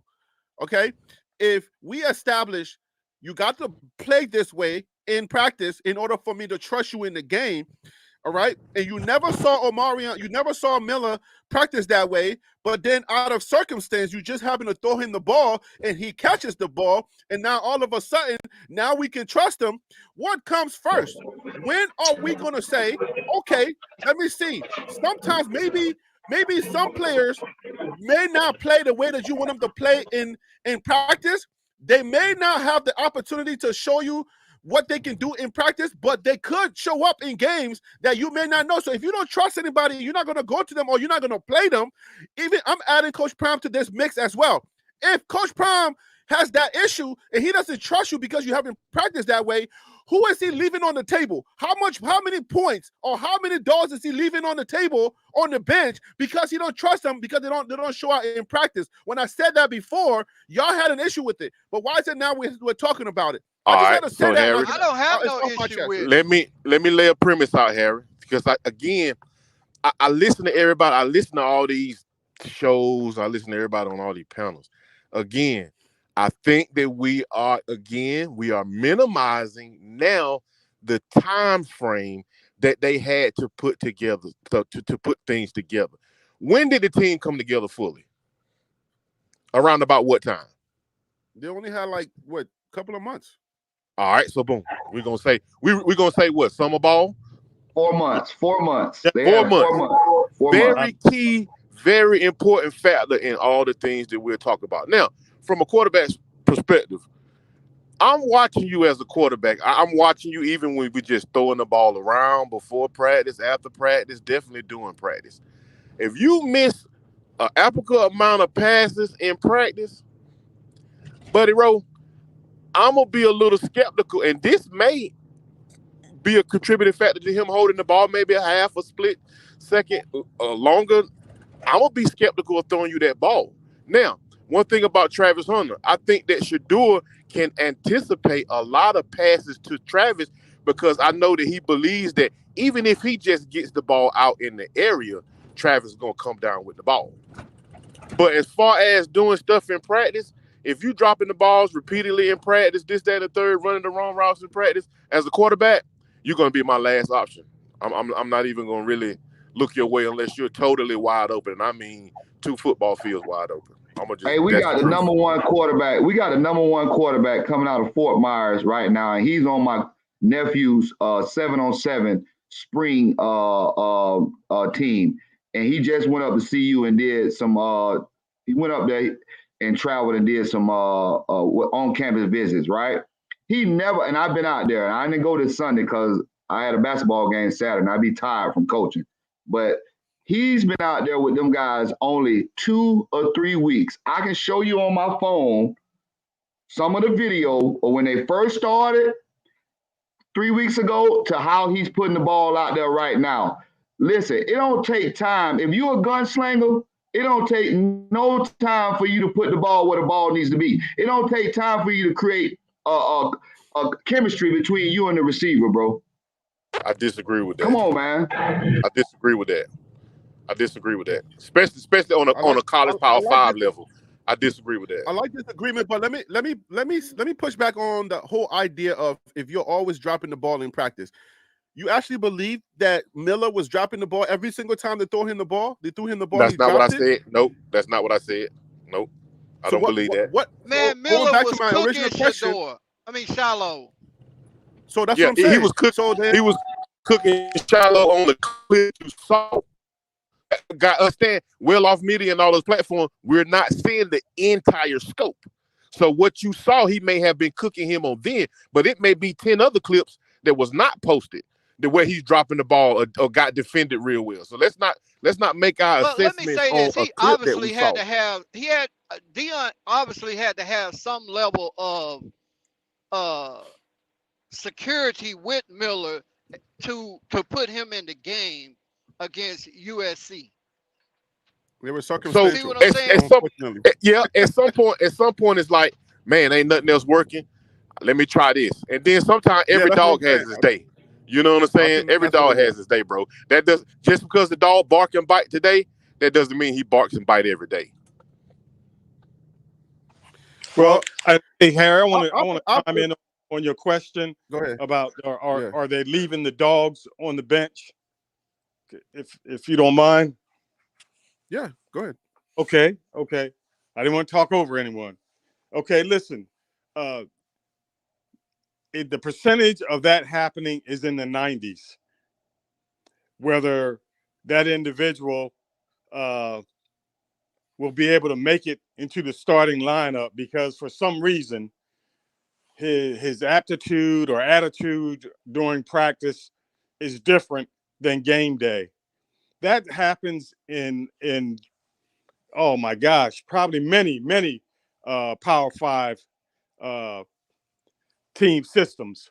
If there's an individual that experiences that type of aptitude during practice versus during the game, they may never. Coach Saban may never put that individual on the field.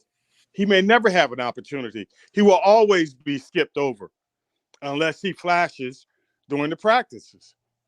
That's just the way it is. And sometimes you're going to run across an Amari Miller who has a breakout game, but then becomes very consistent in practice because of that breakout game. And like Coach Prime said, hey, I didn't see it. So I seen glimpses, but not the consistency. He kept saying he didn't. I've never seen him be that consistent. Right. But that's where I'm at with it, because when father and son talk, I listen and I'm like, I see the same thing in father and son, where, man, if those guys don't trust you, you know, you're not gonna come anywhere around them. You see what I'm saying? And it's just this thing where I'm like, man, I love the underdog. It's just my personality and how I roll, because I feel like sometimes, everybody don't always peak at the same time. So maybe give a guy an opportunity, throw him the ball, put him in there and see if, you know what I'm saying, and just see what happens. But that's just how I feel. I don't want to beat this up too much, but it's just at the end of the day, I feel like, hey, you try Miller, he worked out. You may have a few more gems in there if you just trust a little bit more. But let me bring JR Boxing on. JR Boxing, thank you for calling to the show. I appreciate you. Thank you. Hey, what's going on, everybody? Hey, multiple things can be right at the same time. So a lot of what y'all are saying, nearly everything that y'all are saying, are absolutely correct. I think the one thing that I have not heard from members on the panel yet was the complacency in the offense and the play calling from Sean Lewis. So the plays they never evolved. They're very like vanilla. I don't know if that's due to a personnel issue, but they were very vanilla. You said what? Oh, no pun intended. Right, yeah, I got you. But even as casual fans, I'm sure as we watch CU, we could look, even from the vantage point of our TVs to be like, oh, okay, they pretty much running the same thing week in and week out. Al Farouk gave a great example of that Super Bowl catch by McCole Hardman. But something that CU didn't do, they didn't put a lot of their receivers in motion. And when they put the receivers in motion, it was usually to try to like come and chip block on the offensive line, but they didn't even run the ball like that. So the offense, to me, it looked so vanilla. It didn't evolve. Sure, you come out the gate hot 1, 2, week 3. So you thinking, well, we really don't got to change up much. Let's run our stuff. That's per Sean Lewis. He gonna run his stuff. He don't script plays. He just gonna run his stuff, and he gonna run it the tempo that he wanna run it. That's a great advantage for the first 3 weeks. But once they got to week 4, they got figured out. It looked pretty bad, and they never evolved. That offense didn't evolve until Pat Shurmur was like the co-offensive coordinator. Then you finally start to see different wrinkles. I think the only different wrinkle that I saw is when they put Big Boy in there for the jumbo package against TCU. Other than that, we knew Jimmy Horn was going to do a tunnel screen. We knew Dylan was going to run the ball up the middle. Nothing ever changed. That offense failed to evolve under Sean Lewis. And that's what I don't think I've heard that from the panel yet. So your thoughts on that? I yield. Well, that's like the running narrative. Yeah, go ahead. So if they're running choice routes and they're having issues with it, I agree with you. Putting them in motion and all that stuff. But sometimes that's just more to think about. When you're running in motion and now you're trying to figure out that they roll the coverage from cover 3 to cover 2 and cover 4 when you can't even do it standing still, it just puts a whole lot of strain on the whole offense. I agree with you. They could have done some other things, some motion just to kind of isolate some players. It would be easy for them to do that. But maybe they were having those issues and they were just having issues with the kids not knowing when to throw the ball or when to run the route. A little bit of both. Or the O-line's like, how long am I supposed to block? This is supposed to be a 3-step drop and I'm still blocking. There's timing for the lineman too. So I agree with you. And I think they just had issues across the board, and coming in late like that does not help. It's hard to run that type of offense. And you not only did you not have the whole time, you had a shortened window to kind of clean the stuff up. So Absolutely. Yeah, I mean, yeah, it's everybody. I looked at it and I literally watched one. I watched a lot of the games, but I remember one particular game, and I'm like, they could at least flip the formation. They didn't even flip the formation. They literally came out. They went 3 and out, came right back on the field, and lined up in the same formation. I'm like, at least flip the receivers. You may run the same play, but flip the receivers to give the defense somewhat of a different look. But they didn't even do that. So that just kind of had me puzzled, because I'm like, you see it in the NFL all the time. Them scripted plays, a lot of the scripted plays look the same, but they'll flip the formation. They'll bring in different personnel, flip the formation again, maybe run a guy in motion, all to do the same play. Right. And 49ers does that a lot. They call it smoke and mirrors. It's called smoke and mirrors. Smoke and mirrors. They do a lot of formations, a lot of different personnels just to literally run the same play. So up there, you have 2 choices. You run a lot of plays out of one formation, or you run the same play out of a lot of different formations. Those are what the successful teams do. I never understood why or how Sean Lewis didn't have, like, starting out the game, a couple of script plays. Even down on the Pop Warner level where I coach it, I got 8 scripted plays that I'm going to run at the beginning of the game so I can see what type of reactions I'm getting for the defense, where the defensive coordinator, where his mind frame is for the day. I never understood that fly-by-night thing. That ain't really all that good. I got a question for y'all. To chime in. I got a question for the panel, and then Ron, you can take it.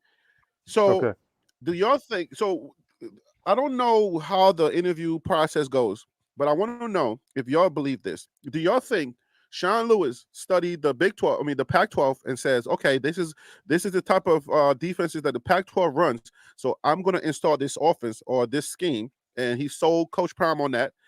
Or do you think that he studied Shador and the personnel that he had, that he felt like they were going to be on that team, and he tailor made the playbook to them. Because from what I've been reading, and I'm not the football experts, we have a couple on this panel, but they said it's good for you to take in consideration your personnel and tailor make the plays around those people. That's the question. Right. Around take, you can start it off, and then somebody else can Okay. take it. Let, I'll go let after me Ronte.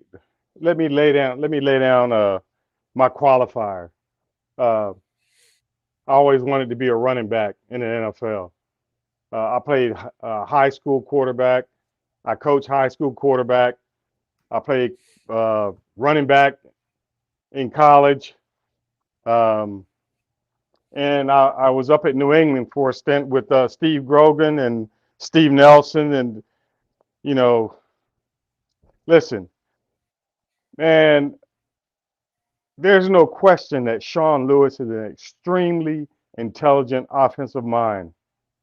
Extremely intelligent. You go back and you look at those Kent State offenses he put out there and the plays that he ran and how he ran that offense. He's an extremely intelligent individual.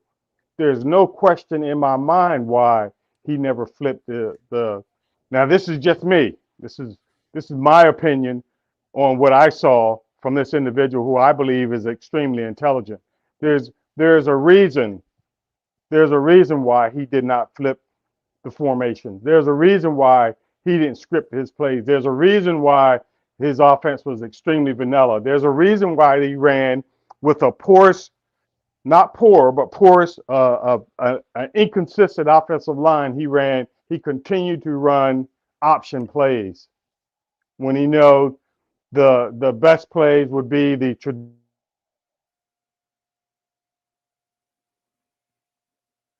Is it my audio or his audio is gone? It's got to be his audio because I hear you. Yeah, Okay, I can so hear loud and clear. Yeah. all right. So who was going to jump on that question that I I wanted to asked? roll. While we with? Go ahead. I wanted to roll on that. So, looking at Sean Lewis's background, if I had to make a choice on if it was him making them run his offense or him adjusting to the personnel, I'm gonna be honest with Sorry you. about that, guys. I think from what I've seen him do before in the past, I think he adjusted his playbook to the personnel of Shador. He's gonna throw it a lot more. He didn't run that offense. Now, I honestly think that fit did not make sense. If you really know the background of Sean Lewis, that fit did not make sense to hire him to coach Shador in the type of offense that Colorado wanted to run. If you want to run that offense, then you get somebody that runs that offense. I think Sean Lewis is educated enough to kind of figure it out, but that's not what he wants to run. So, me personally, looking at his background and where his success has been, I'll be surprised if you'll know this is how you know it. If in San Diego State they go back to Right. running what Kent That's State right. ran, then you'll know that he tried to put he tried to make himself what he wasn't. Right, I agree, Alpha. I think that he. Okay, go ahead. I think that maybe this is one of the first times he had an elite quarterback that can really shoot that ball, and I think he just got kind of happy and wanted to shoot that ball. That's what I think happened. Yeah, I apologize So, for getting cut out a few minutes ago, guys. all right, go ahead, finish your thought. Well, I don't know what part I got cut out on, but my point was, like the gentleman said, the extremely intelligent guy, and I want to see how he works his offense. I have my own opinion on why, on how I feel about the mindset of Sean Lewis when dealing with Colorado and Coach Prime and the coaching staff there. Oh, let us know. Let us know what you feel. Well, I feel that it was intentionally done. It was intentionally vanilla. It was intentionally extremely easy to defend time and time again. I just question that of Y'all a break guy of down his that vanilla caliber. stuff because I'm new to this. What does that Okay, vanilla thing okay. mean? Vanilla means it was Plain, Harry. plain, Just a very plain offense. plain, very Okay. elementary, very Okay. elementary. Okay. Anyone could see what it was doing, and oh my gosh, almost had me destroying one of my televisions. I was like, what are you doing? You're running the same formation, the same plays over and over and over again. Not taking it out, not making any changes or adjustments. That's the key with from week to week. Teams are going to make adjustments for your offense and for your defense. And then you have to counter their adjustments with your adjustments. With CU, I don't think anyone on this panel that watched any amount of CU games can say, okay, well, they adjusted here and they were doing this and the team was doing that and they adjusted there. And I just didn't see any of that, speaking my opinion about the offense. And I'd like to talk about the receiving core that we have now and the defensive line, my two favorite areas. But Harry, it's your show. So the idea of I was supposed to be talking about the defense, but the show's almost over. I didn't even get to the defense today. So the idea of that's what I was trying to figure out, whether he studied Shedeur. I feel like he didn't study Shedeur, because then why would Shedeur come out and say that's not my style of play? So was Shedeur in the meeting when they were talking about, when he was pitching his scheme and saying this is what I want to do? Did Coach Prime drink the Kool-Aid and how bright he was and how he was able to articulate his scheme? Because obviously when they had their meeting, if that's not Shedeur's style of play, that the play that he wanted, that he brought in, then what was it? What did Coach Prime bring in? What was the meeting like? If I was a fly on that wall, what was the meeting like when they're in that room and Sean Lewis is like, oh, I see this and I see this. I think Shedeur's going to be able to do this. Did they buy into the scheme and then ended up getting, being having buyer's remorse? Because then it confuses me for me to hear that's not my style of play, but your father hired him. If your father's hiring him, that means you are in the room somewhere because you are QB1. So why am I confused? Left confused with this. Go ahead, Stretch. You gotta unmute yourself. Unmute, big guy. I just want to say that there's a lot of deflecting going on since Sean Lewis ain't there no more. And for the whole season, you didn't have nobody coming out and saying what was the issues. Now we have the issue that Shedeur is saying he held on to the ball too long. The same things I've been saying since day one, since the panel's been up here brewing and stewing. I just feel like if that's not the offense that he was supposed to be in, why bring the guy in? And why was the hype so much on the coordinator coming in with the Your audio is breaking up. Kent State and for the it's breaking up? Yeah, it was breaking up. All right, let somebody else go. My internet probably right after you said why was he brought it? Yeah, so we heard that part. Yeah, my internet breaking up, man. Let somebody else come in because I'll be having problems sometimes. He probably was brought in on the premises of what he probably could do, but once he got in, yes, you may have Shedeur, but it doesn't look like he had all the other pieces that needed to be added to Shedeur to make that offense work. And then he was kind of in between a rock and a hard place. I don't know. Maybe so. Some people are saying that he was recommended. He was recommended. Now let me set this up for those of you who don't understand how this works. The recommendation comes, and then the interview process happens. You don't just recommend somebody, be like, "Oh yeah, come on in. I trust you on the strength." That's not how this works. The recommendation happens, and then you come to the coach's office and you sit down and you pitch what are your ideas? If any of you in the chat tell me that Coach Prime went in blind, then what you've been saying about Coach Prime then cannot be true. I don't know if y'all picking up what I'm putting down, because I don't know if y'all can say you can't have it both ways. Coach Prime don't get a recommendation and say, okay, let's go. Coach Prime gets a recommendation. He takes the guy in his office and say, what are your plans for my son? And then he says, and then Sean Lewis would say, okay, I want to do X, Y, and Z. This is the play. I understand the Pac-12. I've studied the Pac-12, and this is what they're going to do. We have they're going to be the best quarterbacks in the Pac-12 that are in entire college football. The Pac-12 is stacked with all quarterbacks. I think Shedeur should do this, or I think Colorado should do X, Y, and Z. So you can't just get stuck on recommendation. He didn't know his play. Are you telling me that Coach Prime didn't do his homework on the guy that was recommended to him? No, I think it's a I combination think he of both, got Harry. gaslight. Yeah, I think it's a combination of both, Harry. Kind of what CU Buff Dynasty was saying. Like you got this coordinator that has a certain style of offense. Hey, let's see if we could take advantage of what Shedeur does best. He is a great passer of the football at the collegiate level. So Sean Lewis' offense was kind of, predicated around a little bit more of the run style, right? The read of the run first, but then they put up a lot of passing yards as well. But when you bring in the coach and then the coach brings in his offensive line guy, but then they're going out and they're not getting the caliber of players needed to keep something going on the field, then it's kind of like, what can you do? I think they knew from the get-go, well, we really don't have the offensive line that we think we have.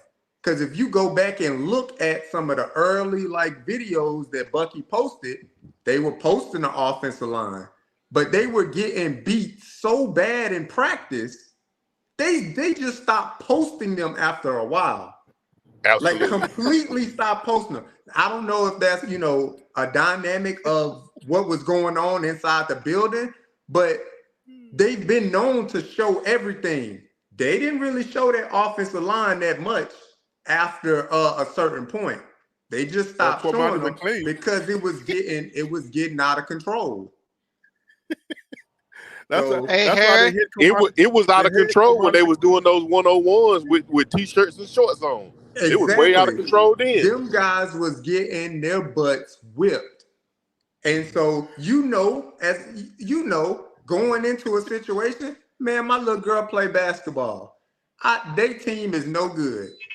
But, they little kids. You see another team, man, this ain't gonna look good for my little girl today. Ooh, Lord, they finna get their butts whipped. Coach Prime knew that.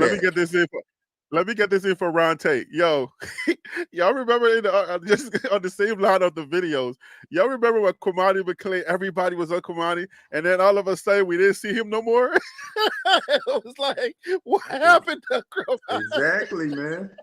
So they knew Coach Prime and that coaching staff. Obviously, your job is to coach him up, but we may not see Livingston for a while. Anyway, I'm clouded now. I don't want to go back into that. I don't want to lose 2 more subscribers. Livingston is a great hire, man. He's a great hire. I think Livingston is a solid hire. He's a solid hire. He's a solid guy. I like to see somebody with a longer resume collegiately, but it's okay. I also want to put this out. When you have a duct tape team, you don't wait till the 5th game of the season to play your dogs. Omarion Miller didn't play in none of the games until USC. That's true. Give him experience. I don't know if they're trying to save his red shirt or whatever the case may be. Maybe they doing, man. They want to save him. Prime said the kid never played consistently in practice. Right, that's what he said. So that's why you didn't see him. And whatever happened during that game forced his hand into trying him on the field, and then bang, that's what happened. Yeah, what happened is that what's his name? That Antonio guy. Right? Listen, my narrative took him out. My narrative is this. I'm gonna stick with it. I put it out there a long time ago. How come you get 7 receptions for 198 yards and you don't get nothing but 4 receptions the rest of the season? Explain that to me. Every dog has his day. Every dog has his day. That might have been his day. If you're not performing in practice, you're not performing in practice. You know what I'm saying? You're not performing in practice. That speaks to your body of work. Now, if everything's getting ready to hit the wall, and then Coach Prime or whomever puts you in the game, and you miraculously have a great game, I'm speaking to every dog has his day. Some days a dog gonna bite and bark. Some days he not. That was the So day listen, that he bit and barked. this is what Surf is saying. Surf saying what I'm saying. Miller only played for circumstantial reasons. I've said this several times already. I don't know if you're hearing me. Miller only got into the game because of injury. Miller would have never seen the field. I'm telling you right now, Miller would have never seen the field if somebody didn't get injured. When somebody got injured, they had no other choice but to go to Miller, and then Miller showed up and played. So every dog has his day. That's cool. But after he has his day, then he can't have no more days? Hey, that's bad Because coaching on Prime, man. don't say that. You better Yes, you gotta get witness I'm gonna say protection. that. You You know you why I'm gotta gonna get say witness that? protection if Yeah, you want to see that you around can't here. say that, bro. You can't Hey, say that listen. because he No, might no, have no, got no, in no. that Hold game on and one got second. 7. He might have got in that game and got 7 receptions for 198 yards and went right back to practice on Tuesday and went right back to what he was normally doing, what Coach Prime normally was seeing. We don't Listen, know Okay, that part of let it. Tim cook. listen. Let Hold Tim on. cook. You've been quiet for a second. Go ahead, Tim. Okay, I say it's bad coaching based off of what Harry B just said. Uh, because somebody got hurt, that Amarion Miller got in the game, right? Okay. We can probably all agree to say, okay, when USC went up and it started to look like the Oregon game, Talk about like practice. this game is over with. You know what I mean? But okay, why didn't Coach Prime put to see what he has? Why didn't he put them players in the game against Oregon where they were getting blasted? You weren't gonna come back. You didn't really stand a chance. Like Prime said, it was 40-0 as soon as they got there. Okay, well, cool. If I'm a coach and I see the scoreboard is already 40-0, I'm gonna see what I have. He did put players in the game. It wasn't the players that we expected, Man, y'all but he talking about put practice. different Stop players playing. in the game. Remember Regardless, Travis J got in the game and he got, beat on a deep ball. You had Jaquez Robinson in the game. He got an did interception, then Cavassier get turned in the around, game? Did blew a Cavassier get in coverage. the game? I want to say No, he got in the game. I think it was like maybe one no. carry. Same for Alton McCaskill. McCaskill got in towards the end of the game, things like that. But the game was so out of control so early on. I think they was just trying to preserve and just get out of there as quickly as possible. Let's get out healthy and let's get out of Bad here. coaching. How many of y'all I think agree. that? I agree. How many of I y'all? definitely scoring Coach Prime on that bad coaching. That was bad coaching. Wait. Say that again. You agree that what? I agree that was terrible coaching in Oregon. Like during the first half, they Okay, got down so that's quick, two but witness Coach Prime protections didn't that even we got. call a That's two witness timeout. protection. They left the first half with 3 timeouts. How can you leave the first half with 3 timeouts and your team is that everything is not going right? You got to They call timeout to stop some getting stuff. mollywopped. Yeah, try to do something. I mean, obviously he was talking to the guys on the sideline, but you got to try to stop momentum, something. Hey, call it. I'm not going in the half with 3 timeouts and we getting our heads beat in. A timeout. We So finna can I stop say something something. very unpopular? Let me put this out, and y'all can handle it. Y'all want the way y'all want to handle it. I'm just gonna put this out. Get at me. Do y'all feel like Coach Prime gets spooked when the game is real tough, which could be on coaching also?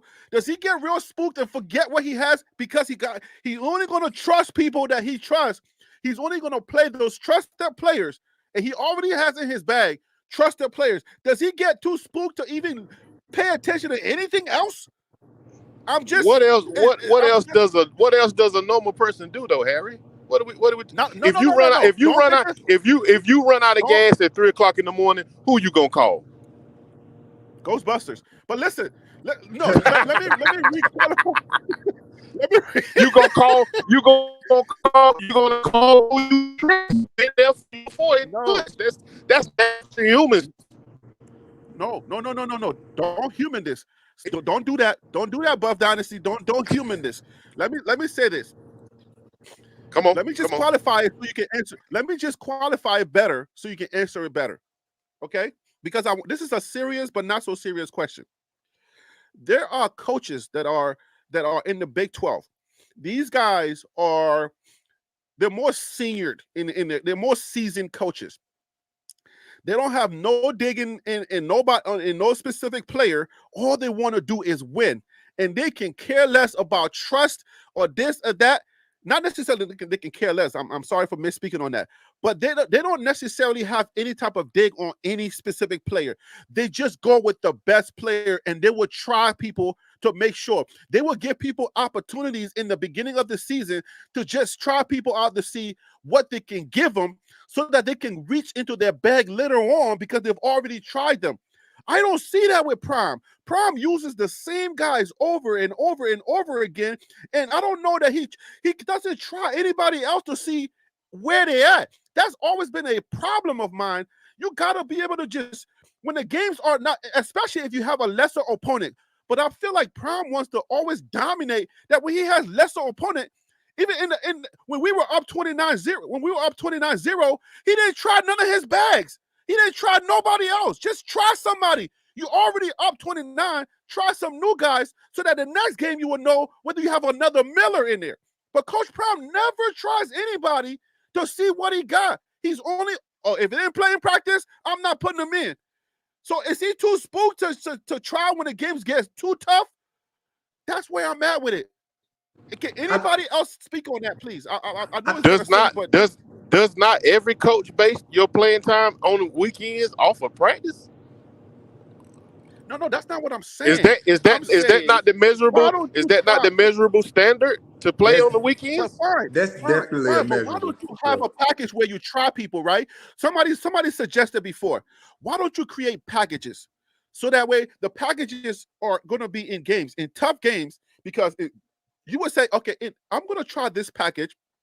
This is like say they may not have played, but let me see what happens. Let me just see, and I'll try that package. If it doesn't work out, pull them So out. now you So so I now understand. you're in so now you're in a competitive football game trying stuff. I'm confused. Well, how are You you going to losing me with find this out? one. How will you ever know? Because You you find got to out in try practice. packages. You find No, out in listen. practice. You got to listen to what I'm trying to tell you. Okay, come on. Practice is different from game speed. Okay, if you are a coach, practice is different from game speed. So you got to be able to put your guys in the fire to see how if it's one or two plays, you try. That's why I said packages. Create a package, put certain guys in that package, call it a try package. You put them in a couple of some of the most toughest games because you want to see how they respond. If you don't try your bag early in the season, when you have your, like, especially at your homecoming game or your lesser, more pressure games, if you don't try guys out in different scenarios, even when it's tough, when it's not so tough, you would never know what you got. So create packages that way you're not, you know what I'm saying? You can throw out a package and be like, oh, this package responded this way. Basketball coaches do that all the time. They will try guys in different packages and bring them on and off, and they will say, oh, okay, this package works. That's You know how I know that's that? Because I'm a New basketball, big York dog. guy. That's I'm a New basketball, Hey York big guy. guy. Harry. So we're Hey, always trying packages. hey Harry. Real quick. Nick Mhm. Saban did it, and I can't think of what game it was, but Nick Saban did it this past year. He went all the way down to his third string quarterback just to see what he had when his quarterback wasn't really It was producing. South Florida. I That was That's disagree, what he Florida bro. did. game. He Yeah. didn't do that. He did that Who because the didn't do other that? two quarter. No, he did that because the other two quarterbacks was not performing, Was and at that terrible. period of time, he felt like he didn't have a choice. Yeah. Okay, He the wasn't same trying thing that stuff. we that's the He was same doing thing that that. we He was talking doing that about. because the Alabama Crimson Tide fans was calling for him to bench Milrose. That's what he did. He validated the fans' opinion. After losing to Texas. Nah, But nah. I think some of the Tim, issue. finish your thought. Let Tim finish his Go thought. ahead. You still there, Tim? Tim's audio is not working, but go ahead, Stretch. I want you to. You were signaling some things when I was talking. I want you to go ahead and what were you signaling? What were you trying to say? So what I was saying was, you're right. When Coach Prime go with his Prime got his guys, and he's trying to get his guys that he's been coaching since they were little boys, or he's been recruiting since he was been coaching the Under Armour All-American game. And you can tell, because I've been trying to talk about it. Tavares Dawson is upset that Travis Hunter had over 80 to 90 targets. You're playing defense and offense. You're getting cooked on defense, and you coming back getting cooked on defense, and then coming on offense taking up reps. You don't think guys gonna be mentally not invested in the game anymore when they seeing this biased coaching staff geared towards certain players? Like, there's no way you coming off an injury and being out 3 weeks, you get 20 targets.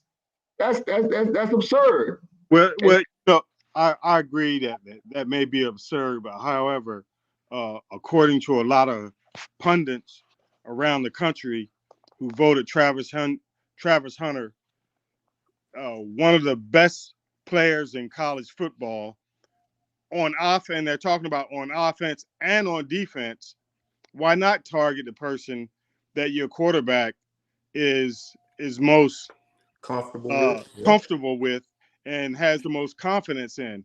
Maybe not saying it's right or wrong. To feel confident too. You need other guys to step up. How you can't ask the next guy to step up if you're always contacting the other guy. Number 4 in the Super Bowl was like upset because they wanted that whole Taylor Swift narrative, and they know that they wanted Kelsey to be the hero. So the dude is wide open. He's right in the middle of the field. He can wide into the.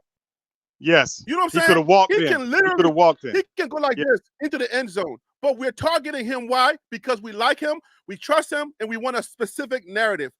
I'm just saying, guys. Listen. Whoa! I don't know. I don't know about the Taylor Swift and the narrative. I think it was trust, more of trust. Yeah, and was Kelsey, the first read for him to go. Why you got him on the field? Why you got him on the field? Like, then get him off the field. If you don't trust the guy, then let the coach not put him in. But the coach trusts him, so the coach is in the game. So he's in the game for a specific reason. If you don't think that guy can, if he's wide open like that and you can't throw him the ball, like, come on, bro.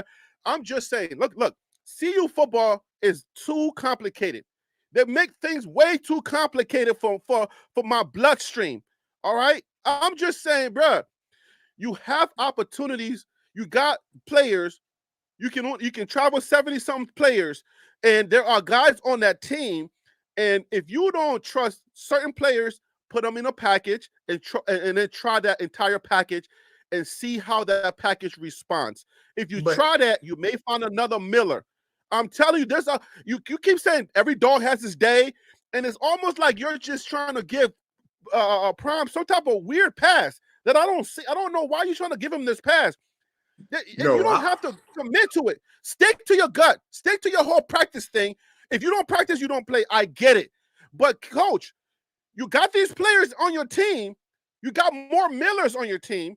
Try them out in packages. That way you give yourself a little bit of 1-2 plays here and there. Pull them out if they suck. But you might want to try some packages to see who else you got, because DEPTH is a beast. The Big 12, you're going to need some DEPTH. And if you don't try them early on to build their confidence, to get them ready to be able to play, they're going to be too dejected to give you anything by the end of the season. Like, I'm telling you, when you get in trouble, it's going to be too late. A little pushback on that. And I'm not trying to give Coach Prime, I'm not trying to give him no soft spot to land on per se. But this is an unpopular opinion, but I'm sure a lot of people agree with it. The roster for CU last year was not very talented. I agree. Was not. Football is an ultimate team sport. It takes everybody collectively Coach to Prime do. Lied. If the roster wasn't talented, then that means Coach Prime lied, because he said it was talented himself. What was he supposed to say as the coach? Like, as fans, right? As fans of the coach and of the team. If Coach Prime came out at the beginning of the year and said, look, the roster's not that talented, don't expect much from us this year, but we're going to go out and we're going to fight hard everybody gonna be like, whoa, we didn't bring you here That's to the say line, that. though. We His brought special, you here that was to. the line you're talking about. You're not talking about. You're not No, talking about those position players. You're talking about the no line. Well, you can't across tell the me that the wide receivers, the across the running backs. board, No, man. across the Oh, you board. didn't have good wide receivers. You didn't have running backs over there. You have running backs. You have wide receivers. You didn't All I'm try nobody saying else. is Dylan that Edwards got the ball all the time. Why are you just running Dylan Edwards? collectively Harry as a B. team, the roster was not the best. Sure, you got That good was the skill line. You're players, talking about the but line. Hey, The Harry skill B. players were nice. That's why I say collectively as a team. I'm not trying to single out any specific group. I'm just saying I'm collectively trying to as single a out people. team. You need to I'm trying have to the single out Harry. team move together. Yes, sir. Hey, Harry, let me speak to something right quick because I was in a bad signal area. I couldn't respond to it. The thing about Travis on the app gets injured 20 times. I think this is the part that we're forgetting. They were, damn, my signal going back. Can you hear me clear? We can hear you now wherever you at right there. Yeah, go ahead. Okay, all right. So that was during the break when they came. So he actually was out 3 weeks, but then so he was out 4 weeks. Does anybody remember when all the kids went home, Travis stayed there and worked out and stuff and watched film? This is the reason why he gets targeted 20 times. This is the reason why he come back off of injury and be the man in the show. Because he does different things that the other players. Oh yeah, his audio went pretty But bad. listen, I wanted to say this, Harry. Harry, I Before you understand. say that, though, let me ask you this question. Before you say that, well, I want to address Coach your point. Prime Your point said, you make. Coach, hold on. Coach Prime said his skill position players were there, but what he was missing was a few guys on that line, on the defensive line and the offensive line. That's what he said. So I'm not taking this out of context.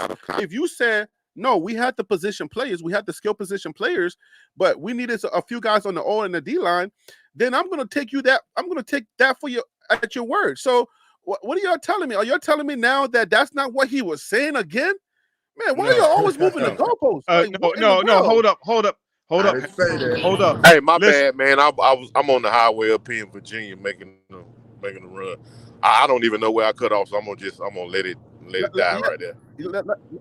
Let Ron go get cook a little bit because he about to cook. Hey, Harry. No one's saying anything, but considering those 8 games that you spoke about in the very beginning of our live stream, that what opportunities, you're talking about packages, and I'm going to say this, that Coach Prime did say that this year, his second year, that he is going to be a little more hands-on, and I think maybe he gave too much leeway to his assistants. He said he's going to be a little more hands-on, and I believe that he hears you, and I believe if he did not, I'm going to make sure he gets that message that about the packages, and we will see if that happens in 2024 or not.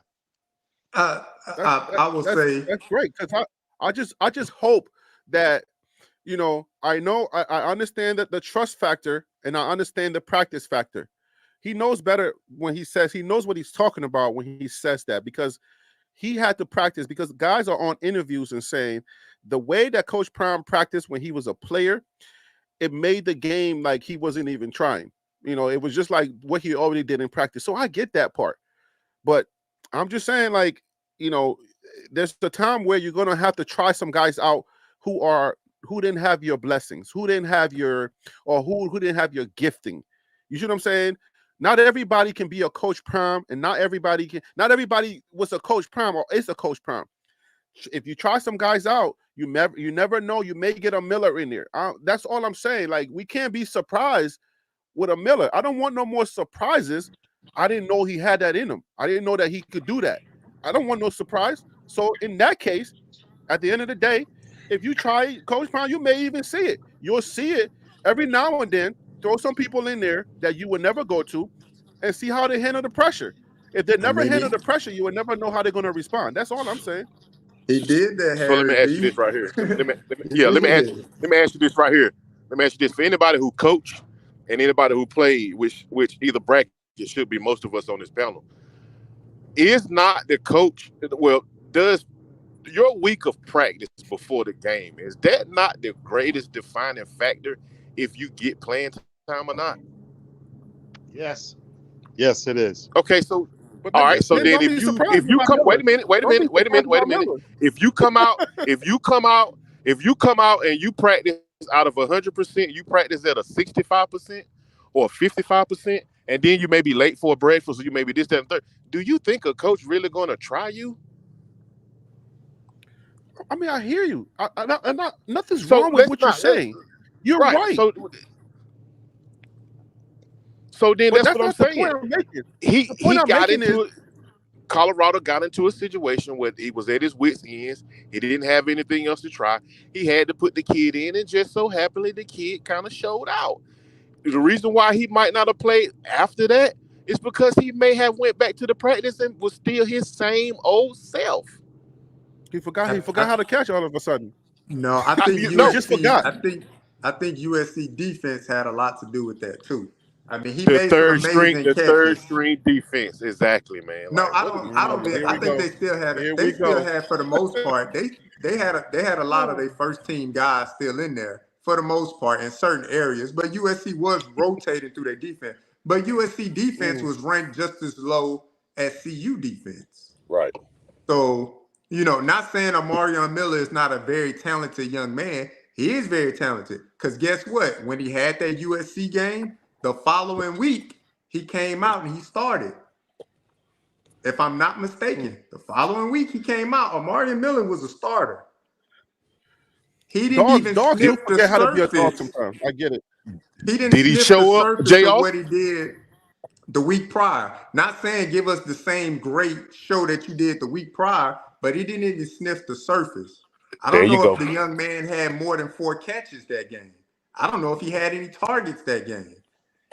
So you see what I'm saying, Harry B? And Coach Prime did what you were alluding to. He tried players in certain packages, but when you're close in games and things like that too, you're gonna try to ride with the guys that have experience or the guys that you play most of the time.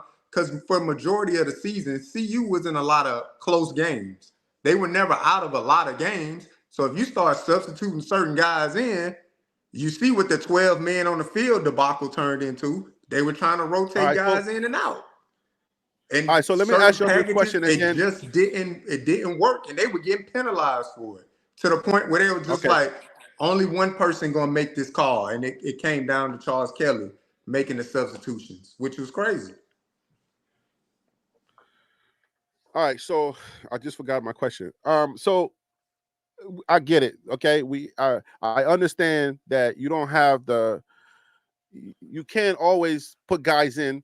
As far as a coach, some guys are not as great. Some guys are going to show up. I understand that, but I know that Coach Prime says he's going to do a little bit more this year to play guys or to do whatever he has to do to win games, and I hope that happens. Now, Mr. Stretch, I'm coming to you. The shows we're 2 minutes, we're hour and 13 minutes over the time, a lot of time. Give me your final thoughts on today's show, and we're going into the season. Well, listen, I'm very optimistic about this team. The team is not a duct tape team, as you put out there probably about 3 or 4 weeks ago. We need more accountability from every position on this team, as well as the coaching staff, as well as the recruiting staff, as well as the fan base. We need accountability. We need a reliability, and we need to be very conformative to the new way of doing things. We shouldn't wait till the last game of the season to do a trick play with Jimmy Horn when we know Jimmy Horn was an ex-quarterback in high school that can throw the ball. We should always have different packages for our offense. We need to have a stout defensive line, as well as flying around the sideline to sideline, tackling linebackers, and we need the no-fly zone, as Coach Harry B likes to put out there. I'm gonna call him a coach because you ain't nothing but a coach when you got all us on here trying to keep us together. So when Coach Harry B is asking for no-fly zone, players that see you need to live up to Coach Harry B's philosophy, as well as our philosophy. Yeah, good luck with that no-fly zone. Kamani's not ready. We only got one Stop. Travis Hunter. Stop, Harry. Stop, Harry. Stop it. Anyway, JR Boxes, what are your final thoughts, brother, for today's show? For today's show, man. Hey, great show overall. Like what I look forward to see you especially for Coach Prime. Just have a little bit more gamesmanship when it comes to the game. You know what I'm saying? Utilizing all those tools in the tool bag to have more gamesmanship to put those players in the best position to win. Not saying that he wasn't doing that, but it was certain things that he could have did throughout the past season when it comes to gamesmanship, using your timeouts, slowing down the pace of the game, personnel packages, all those things. Gamesmanship goes into the collegiate sport as well. So have more gamesmanship for the 2024 season. I want to say one thing before we get off. Hey, man, I want to thank David Talk Bus for coming over, and I really want to thank David Talk Bus for being a part of the dark side and being able to see things from both sides and evaluate this team the way it's supposed to be done. Hey, Kevin Newby, I know you said we were going to have a great show. You prophesied that. Don't know if you're a Christian, but your prophecy came through. Ron Tate, what are your final thoughts on today's show, brother? Well, listen, as usual, Harry, it's very intellectual, analytical, and very informative to any football fan who wants to come on and talk or hear about strategy and for a team or a game. There's a lot of information, and I appreciate every last one of the panel members that come on with their input. I really, really appreciate the various points of views, which makes this very interesting, very informative, and I enjoy it. And Harry B., you will have your no-fly zone, as you predicted in the beginning. Is that a prophecy? Is that a prophecy? I don't know. As you predicted, you will have that. But no, you're not getting away from that. You're not going to get away from that. No, I'm not. When you said that, I said, okay, I'm going to hold him to that, and we're going to do that. As this platform grows, the no-fly zone is going to grow with it. I like when people use their ethnic group in their emojis. Like black guys will use black hands to clap. David uses white hands to clap. I enjoy chatting with you. When you say a thank you, you try to find your color so you can say I'm white or I'm black. Yellow is Chinese and all that. You are crazy. Oh man. All right, Tim Smith, what are your final thoughts on today's show? Yo, David Talks Bucks, man. Bucks, thank you for joining the show today. I appreciate you. Great Tim, show, what are your man. final thoughts today? Great show as always, man. I appreciate the panel.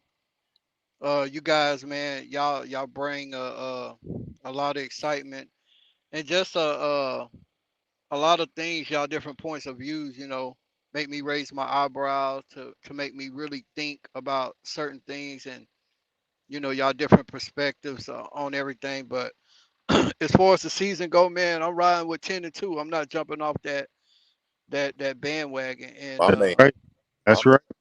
I think that they're gonna that no-fly zone with Livingston coming in there.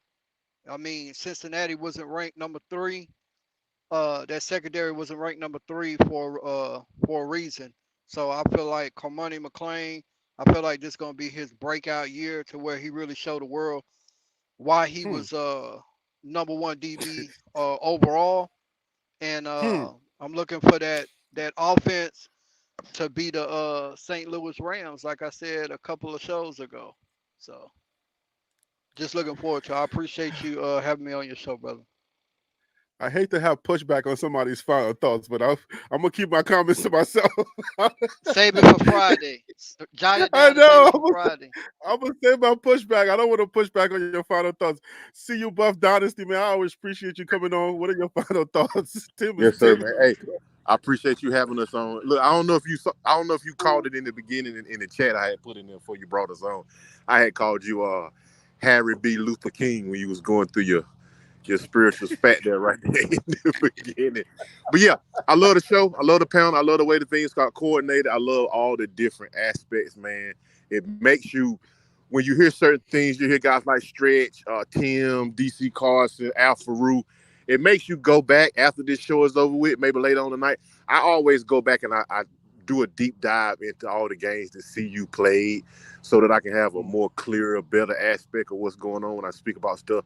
But I love that about the show, man. It ignites study in me. I don't know what it does for other people, but it ignites study in me, and I'm pretty sure it does it for those in the chat.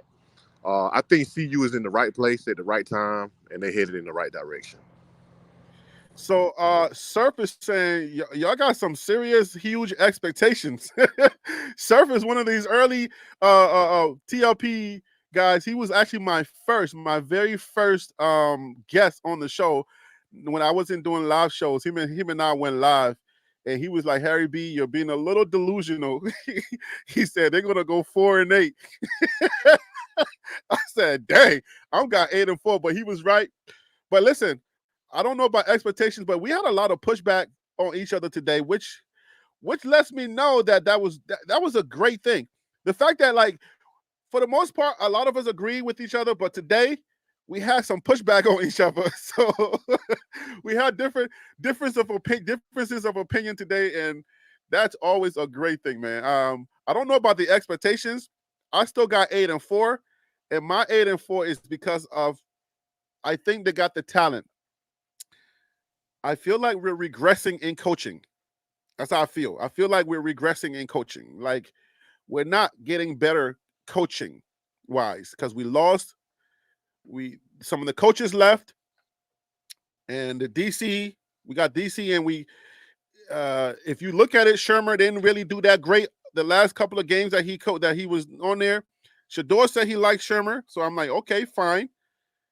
So that's fine, but I feel like the coaching staff is not upgrading. I feel like we're either being stagnant or we're regressing a little bit with the DC not having experience. That's how I feel, and don't take it personal. All right. But I think this time the talent may make up for the lack of coaching, because I feel like the players now, not that they're a lot blacker now, that's not what I'm saying, but I feel like the talent that we have in-house, their mentality is going to make up the difference in what we're losing on the coaching side of it. That's how I feel. So with that being said, man, that's my final thoughts, and we will see you on Friday. Oh, you want to please don't push back on my final thoughts. Go ahead. No. This my pushback on I don't see you with the snot rag. Huh? I don't see you with the snot rag. I had to pause the video to do it, but no, I like what you did. What you told me to do, I did it. All right. I even made a video for you, and I may send it to you, but I did start doing that, and now I'm actually going to start practicing it. I did the garlic, the raw garlic, and the lemon, and my wife is going crazy. She was like, okay, so you coming over to the dark side? I said, yes, I'm coming over to the dark side. It works. I ate some, and I'll tell you this is my final thing. I was out, and I was kind of hungry, and I did the unthinkable. I went to 7-Eleven, and they had, those 5 for $5 chicken wings. It was the last one on the counter. Oh, and Lord. if you know anything about 7-Eleven, you never take the last thing on the counter at 7-Eleven. But I saw it there. It was 5 chicken wings, and it was cheap enough for me to take. And I took it and I ate it. And that was the worst mistake I made. My stomach blew up.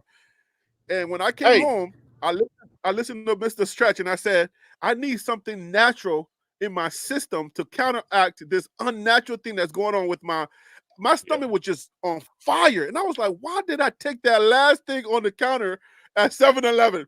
So I ate some garlic. I took some honey and some other natural things, and I ate it, and right away, boom, it was like the pain went away. I was like, oh shoot, this stuff works. So look, to let you know. Let me ask y'all a question. What games are y'all looking to attend this year so we can link up, man? You know what I mean? Are y'all going to any other I games? You haven't planning made to a go to final any other decision. games? I think the spring game is probably something that I like to do because I got friends now in Boulder, so I Yeah. might just do the spring game. But the other games I can't do because for some odd reason it just doesn't work for my channel to do the other games. But the spring game I Yeah. might do just for the camaraderie. I had the spring game in my scope. I got Yeah, UCF and that you I'm can probably sit go anywhere you want through to sit. to meet the You guys you from don't Rawhide pay Media, that much. Yeah. and I want to probably catch that last home game before they hit the road. I hopefully I So can hook up with a Dave Talk bus when I get up there. I told him I was coming. So if you hear me, yeah, Dave, we got to link up, Dave. Well, the I got most some important media thing we people. need to realize is that the games look better and they're more viewable when you're at home versus when you're at the stadium. Now, what has to happen is when we do come to the stadium, if we ever come and we show up together and we all, us BWBs come together, we need to get a good spot to choose what game to go to. And, you know, we all have to plan early so it'll be feasible so we don't spend a lot of money because, you know, times they're inflating everything right now. And so for us to get together where it's cordial for everybody, we need to start politicking on what would be the best thing. Like you say, the spring game will be a good way for us to get together, and then maybe we can conjugate get back together for some other game during the latter in the season. You know what I mean? Because I Yeah. I coach think on that's a good Saturday. idea. I coach on Saturday. Ain't no way I'm gonna be able to get a red eye. I don't got the private jet like Coach Brown. I just can't I get on know, a right? plane and fly out to my Yeah. game. You know what I mean? I'm probably about 90% sure of the spring game attended. So we Yeah, check it I'm out and right now. see I'm what's like going on then. 50-50 on the spring game because going traveling. I my family's gonna go out there too, so I'm 50-50 right now, and I'll work it out. I see you stretch with the natural the natural stuff. Not too many unnaturals on there. All right, guys, man, it's been a great show, man. I always appreciate you guys, and you guys know it. I appreciate your feedback. I appreciate your you hitting back, and if anybody says anything incorrect, we always correct each other. So I will see y'all on Friday. So bring your A game. Go study. Bring your A game. I think I'm gonna go inside of the defense, and I'm gonna destroy Komani on Friday. No, I'm joking. Oh But my on God. Friday, No. on Friday we go deeper into the defense to try to figure out how Livingston is gonna pull this off. All right, because we got 5 or 6 teams. We got 5 or 6 teams that we're gonna be playing that are on a lot of people's preseason top 25 rankings. So if that's the case, then we got to figure out how Livingston is going to pull this defense off. So that's on Friday. So go do your homework. I'll see y'all on Friday. All right, brother. All right, man. Take care, guys.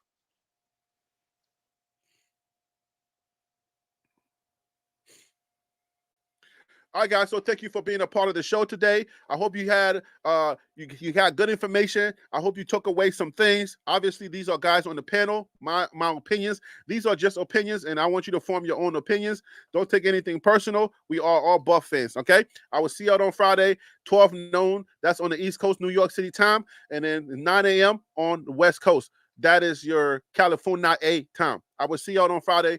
Thanks for watching. Peace out.